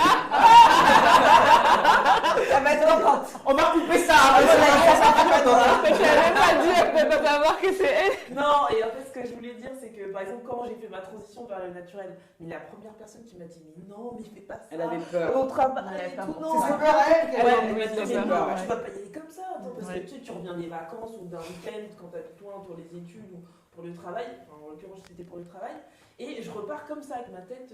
Tu n'es pas coiffée. Ouais, je me suis pas. Elle me dit mais tu vas repartir. Mais on est dimanche là. Il y a un problème. Tu vas faire un défrisage, tu vas faire. Non, je suis coiffée maman. Tu vois, j'avais juste tête de natte ou les cheveux attachés. Mais non, mais tu vas pas y aller comme ça. Mais qu'est-ce qu'on va penser de toi? Et c'est là je me suis dit Ouais, non, mais c'est la je ne crainte. peux pas compter sur toi. Donc on n'a pas toujours cet entourage là. Mais en tout cas, on peut je se pense créer. que c'est leur expérience, c'est leur, C'est c'est leur la même histoire. Mais je suis génération. allée au Cameroun, j'étais à Linda, je suis allée au Cameroun en 2014, j'étais passée Napi au début, en 2014. Quand je suis arrivée, oh là là, c'est quoi ces cheveux? Ils sont sales, je vais m'en chignon. Oh non, non, il faut te... Et ils ont... La famille, c'est vraiment l'entourage proche. Mais je pense pas que ce soit toxique, c'est vraiment parce que nous, en étant à l'extérieur, on voit plus ce besoin de se connaître, de s'affirmer, d'aller chercher ses racines. Mais sur place au pays, ils n'ont pas cette culture en fait. Et nos parents, même nos parents étant ici, n'ont pas cette culture. Ça veut dire qu'ils sont restés dans l'ancien système et se disent il faut que les cheveux soient lisses, soient propres, il faut que machin. Donc, en tant que femme noire, même en entreprise, on a aussi ce devoir d'éduquer aussi par ça. De dire, bah, aujourd'hui, je ne représente pas toute l'Afrique, mais je suis une femme noire en entreprise, j'ai mon cheveu afro. Donc toi, demain, quand tu arrives en tant que jeune, tu me vois, tu sais que tu peux faire ça. Donc, on retransmet quelque chose que les gens disent, ah oui, si Joël le fait, si Daniel le fait, ça veut dire que demain, je peux porter ma tenue pour venir travailler. Donc, c'est un avantage aussi d'être la lumière vers quelque chose que les gens ne voyaient pas dans le temps. Moi, j'en ai pas vu quand je suis arrivée. Ça veut dire qu'au début, j'ai lissé les cheveux et j'ai suivi la mode nappy. Comment dire, je suis arrivée, je me suis adaptée et quand ça a commencé le truc, je me suis dit, mais mon cheveu est trop fin, je vais pas le laisser tout le temps. De toute façon, je vais commencer à faire le cheveu naturel. Mais s'il y avait eu une personne en entreprise en arrivant que je voyais ça, j'aurais peut-être dit, ah ouais, bah, il n'y a pas de règle, elle le fait. Donc, vous croyez, vous allez tout venir avec vos afros comme ça. Mais attendez, moi je sais, tu vas dire du bar à la machine à café. Non mais je vous écoute, on va faire vos afros. il y a une deuxième là, ramène le but. En fait, c'est pas ton afro. Là, je vous ai fait la réaction, je laisse faire la réaction des collègues. Mais c'est pas en fait, ce qui est bien, c'est juste de dire qu'on a le choix. Si on veut porter notre afro, on le porte. Si on ne veut pas le porter, on le laisse qu'on veut. Moi, j'ai eu l'afro. J'ai eu l'afro pendant longtemps et je l'ai enlevé, mais vraiment, de vous avouer, franchement, les cheveux, c'est trop galère quoi. Non, je suis pas d'accord. Non, moi, on va faire une émission dessus. Non, moi, franchement, je vais vous dire. Moi, je sais que c'est pas galère, mais j'avoue que. Et je ne regrette pas. Là, tu sais quoi? Je me suis levé le matin. Mon cheveu, t'as pas vu un bal. Ah, j'aime pas, hein. Et puis, c'est coupé. Elle n'a pas dit cheveux afro, elle a dit les cheveux en général. C'est galère. Toi, elle n'en a pas. Moi, je n'ai pas. En fait, j'en ai pas. Et c'est pas pour rien. J'ai fini de perdre mon temps avec ça. Mais c'est pas tout le monde qui a la télé. J'ai pas le temps, je dois étudier. Elle a tout raté. Elle a raison. Après le bac, ma dernière sœur, elle a le budget. Enfin, elle a pas tout coupé, elle était comme Tabla. Mais je dis, pourquoi tu coupes? Elle me dit, non, je vais pas je dois étudier, j'ai pas le temps. J'ai pas le temps. Après, c'est une question de perspective. Si tu aimes bien tes cheveux, si tu aimes bien en prendre soin, si tu aimes bien passer les mains.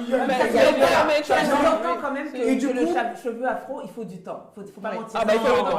Non, Ça dépend. C'est vrai. Quand tu dis en Ça face, fait longtemps, mais ça c'est pas le sous-entend. cas. Non, mais si tu dis, j'ai pas le temps, je coupe tout, parce que excuse-moi, est-ce qu'une fille blanche, elle rentre à la fac, elle dit, je coupe tout? Non, mes sections payent comme ça, et puis c'est bon, c'est fini. Oui, mais parce Voilà. que Mais je pense que il faut par rapport à son panel de possibilités qui est je dois aller me faire tisser, donc il faut que j'aille X, aller chercher les mèches, revenir là-bas, ça va me prendre tout un week-end, etc. J'ai pas de temps. Ou les préjugés qu'on peut avoir sur le fait naturel. Parce qu'en fait, je pense que c'est le truc qui prend le moins de temps possible. Je suis d'accord. Moi, je suis très c'est les préjugés qui collent à il va me falloir du temps. Moi, je suis d'accord. Moi, je dis simplement que par rapport aux cheveux qu'on a, sont des cheveux qui sont géniaux. Pourquoi? Parce que nos hommes ont la chance de pouvoir changer de femme.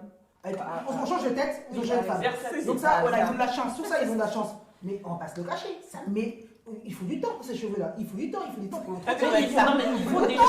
faut du temps quand on fait des mèches pour les cheveux. Tu te rends pas compte, mais les Caucasiens, ils se lavent les cheveux tous les 2 jours. On voit pas tous, hein. Oui, mais la plupart des femmes, en général, pour éviter que ça graisse, et que ça s'enroule même. Et que ça s'enroule, c'est tous les 2 jours, tous les 3 jours un shampoing. Nous, non. On voit le côté lisse. Et même les femmes blanches, il y en a beaucoup qui se lissent les cheveux. Enfin, un jour, et ça prend du temps. Elle avait les cheveux lisse baguette, et un jour, elle me dit, mais non, mais franchement, ça prend trop de temps tous les matins. Je regardais ses cheveux, je dis, mais toi, tu te lisses les cheveux? Mais ils sont déjà lisses. Et même les femmes aux cheveux les plus lisses se les lissent encore par-dessus.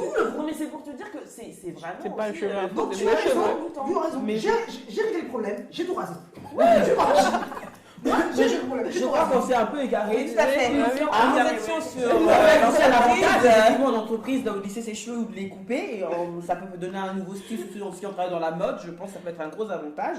Mais effectivement, si pour revenir, juste pour recentrer cette troisième partie, est-ce que donc les avantages, quels seraient les avantages à être une femme noire en entreprise du côté à la fois de la femme ou de l'entreprise?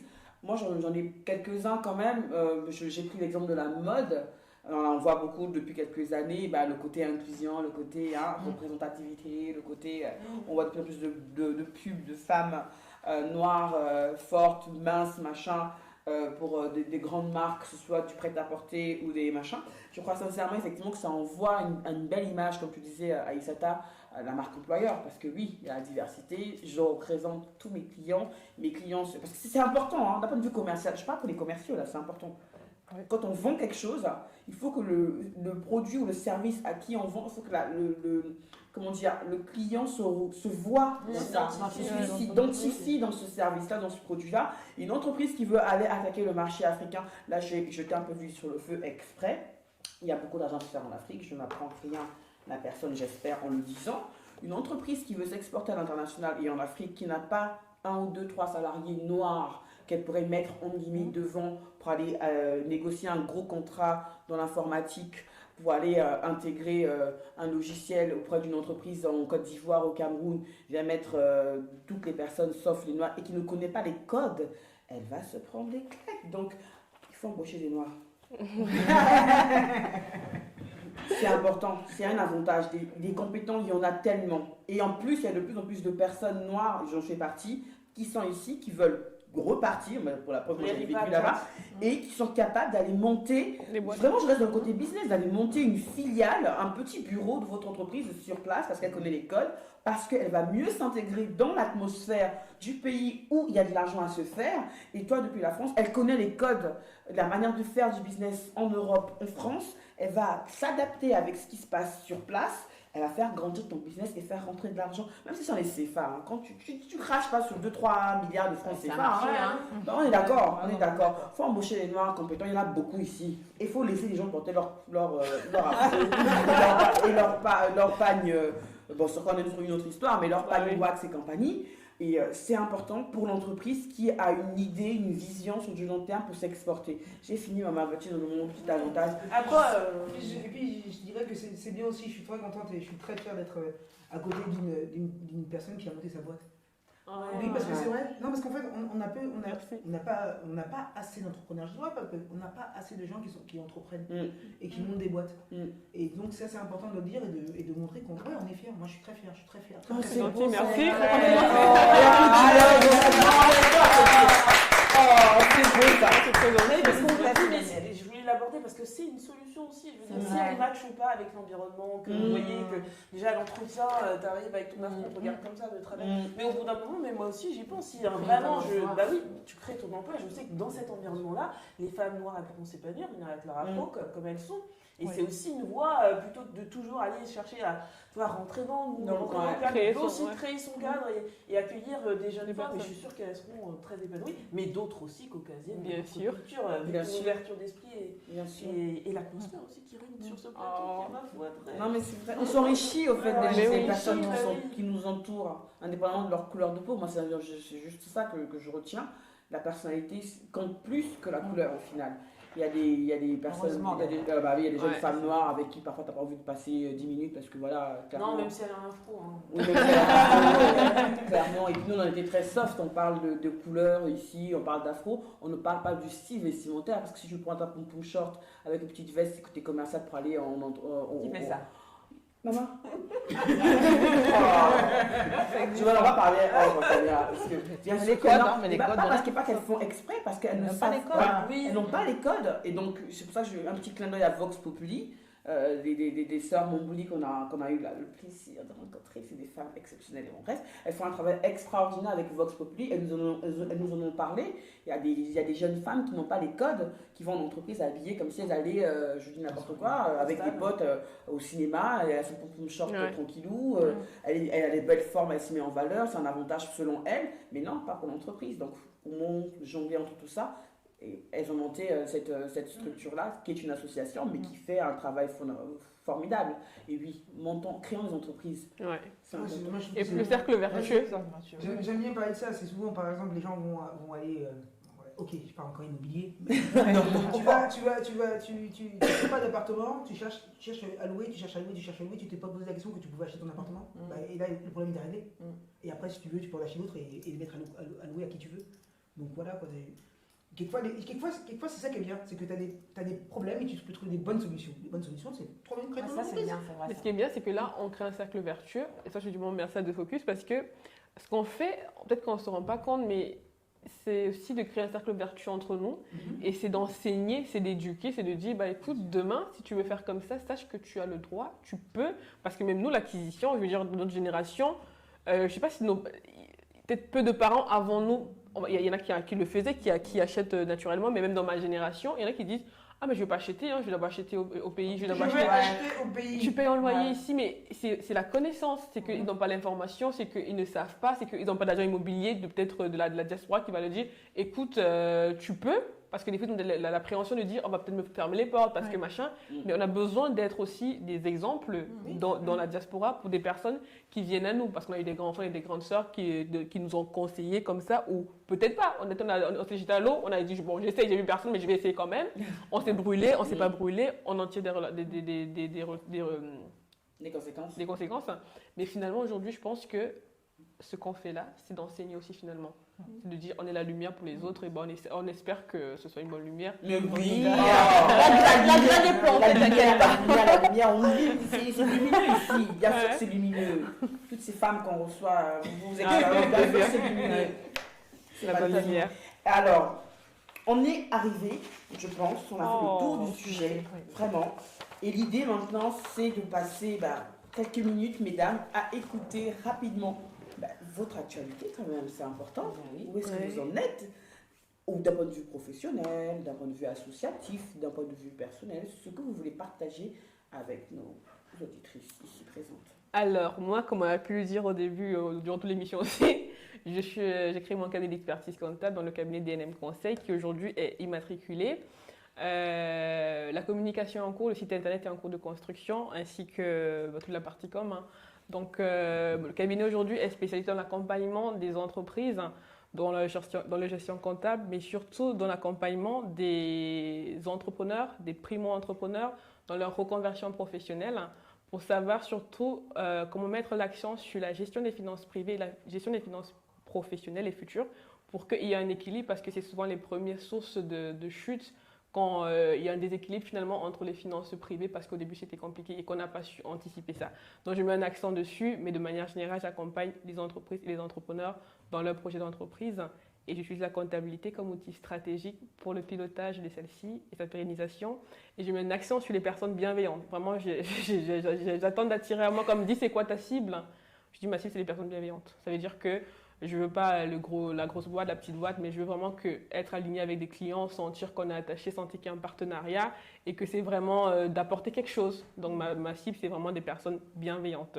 Donc voilà pour la petite minute. Oh là là, merci. En tout cas, on a très envie de travailler avec toi.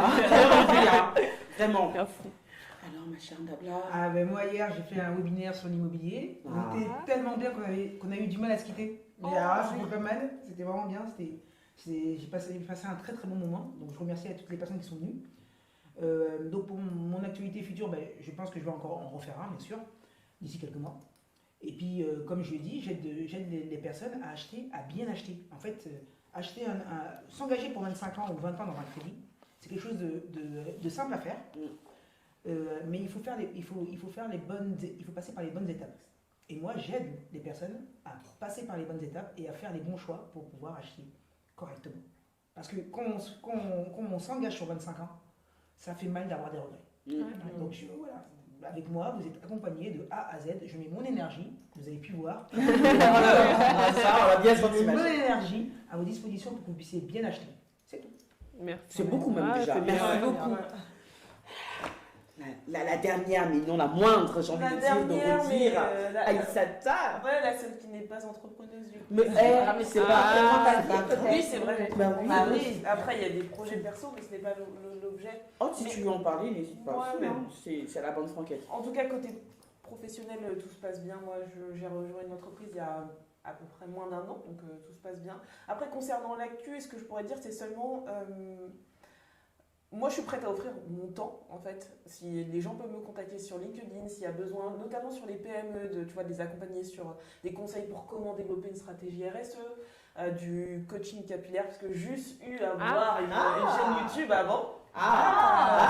Donne-nous le nom. Donne-nous le nom. Je peux aussi du coup donner des conseils, mais voilà, en tout cas, je suis plutôt ouverte à l'échange et les gens peuvent me contacter sur LinkedIn s'ils veulent discuter de ces thématiques-là.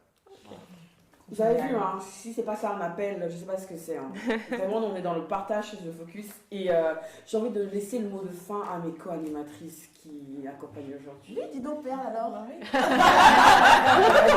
refile le bébé.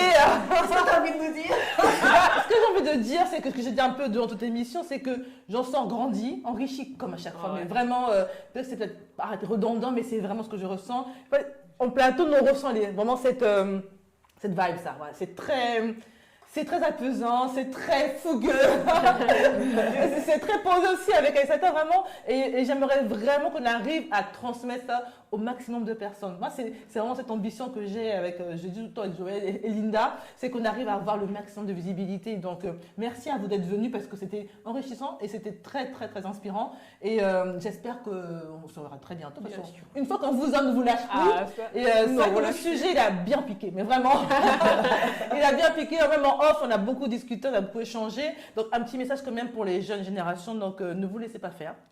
Ne vous laissez pas abattre. Vous avez la preuve vivante que on peut y arriver, l'entrepreneuriat, l'immobilier, RSE et même tout ce qui concerne les cheveux. Voilà, on peut faire de notre diversité, de notre différence, de notre ce qu'on peut nous reprocher des fois parce que bon, pour certains c'est compliqué d'être différent. C'est une force, c'est une vraie richesse, c'est un vrai plus pour les entreprises, pour nous. Voilà, donc allez-y, n'hésitez pas, il faut voilà. Vos ailes, déployez-les au maximum. C'est beau, C'est beau. Du coup, j'ai l'image. Bah oui, on va encore pleurer pour se dire merci. Merci pour un super bon moment. Est-ce que c'est pas Joël, hein? Toujours il y a jamais Joël. Oui, non, moi j'ai juste à dire merci aux filles d'être venues. C'était encore bien piquant, bien joyeux, bien soutenu et j'espère que vous allez revenir. De toute façon, maintenant, vous êtes déjà toutes venues une fois en radio. Donc, je pense qu'on va vous revoir pour d'autres sujets. D'ailleurs, on ne vous le dit pas, mais elles ont lancé des petits sujets là, en off. Et on va les travailler et les mouliner, vous les resservir bien chaud, bien piquant. Voilà. Ça. Sur ces belles paroles, moi, j'ai pas envie d'en rajouter un peu plus. Sur ces belles paroles, je vais refaire parce que je crois qu'elle n'a pas suivi le truc. Sur ces belles paroles, en tout cas, je vous remercie d'avoir été pendant ce moment avec nous. C'est un moment d'échange enrichissant comme d'habitude. J'espère que vous avez pris plaisir à nous écouter. J'espère que les parcours et les expériences des femmes magnifiques qu'il y a sur ce plateau vont vous aider à trouver votre propre vérité. Il ne s'agit pas de trouver en ce qu'on dit la vérité absolue. Non, on vous aide juste à travers nos expériences, nos avis à trouver la vôtre. Et c'est pour ça que Focus Sur existe. Merci encore une fois d'avoir été avec nous sur The Focus, l'univers de la femme, de la mère et de la pro. Au revoir, mesdames. Au revoir. Au revoir.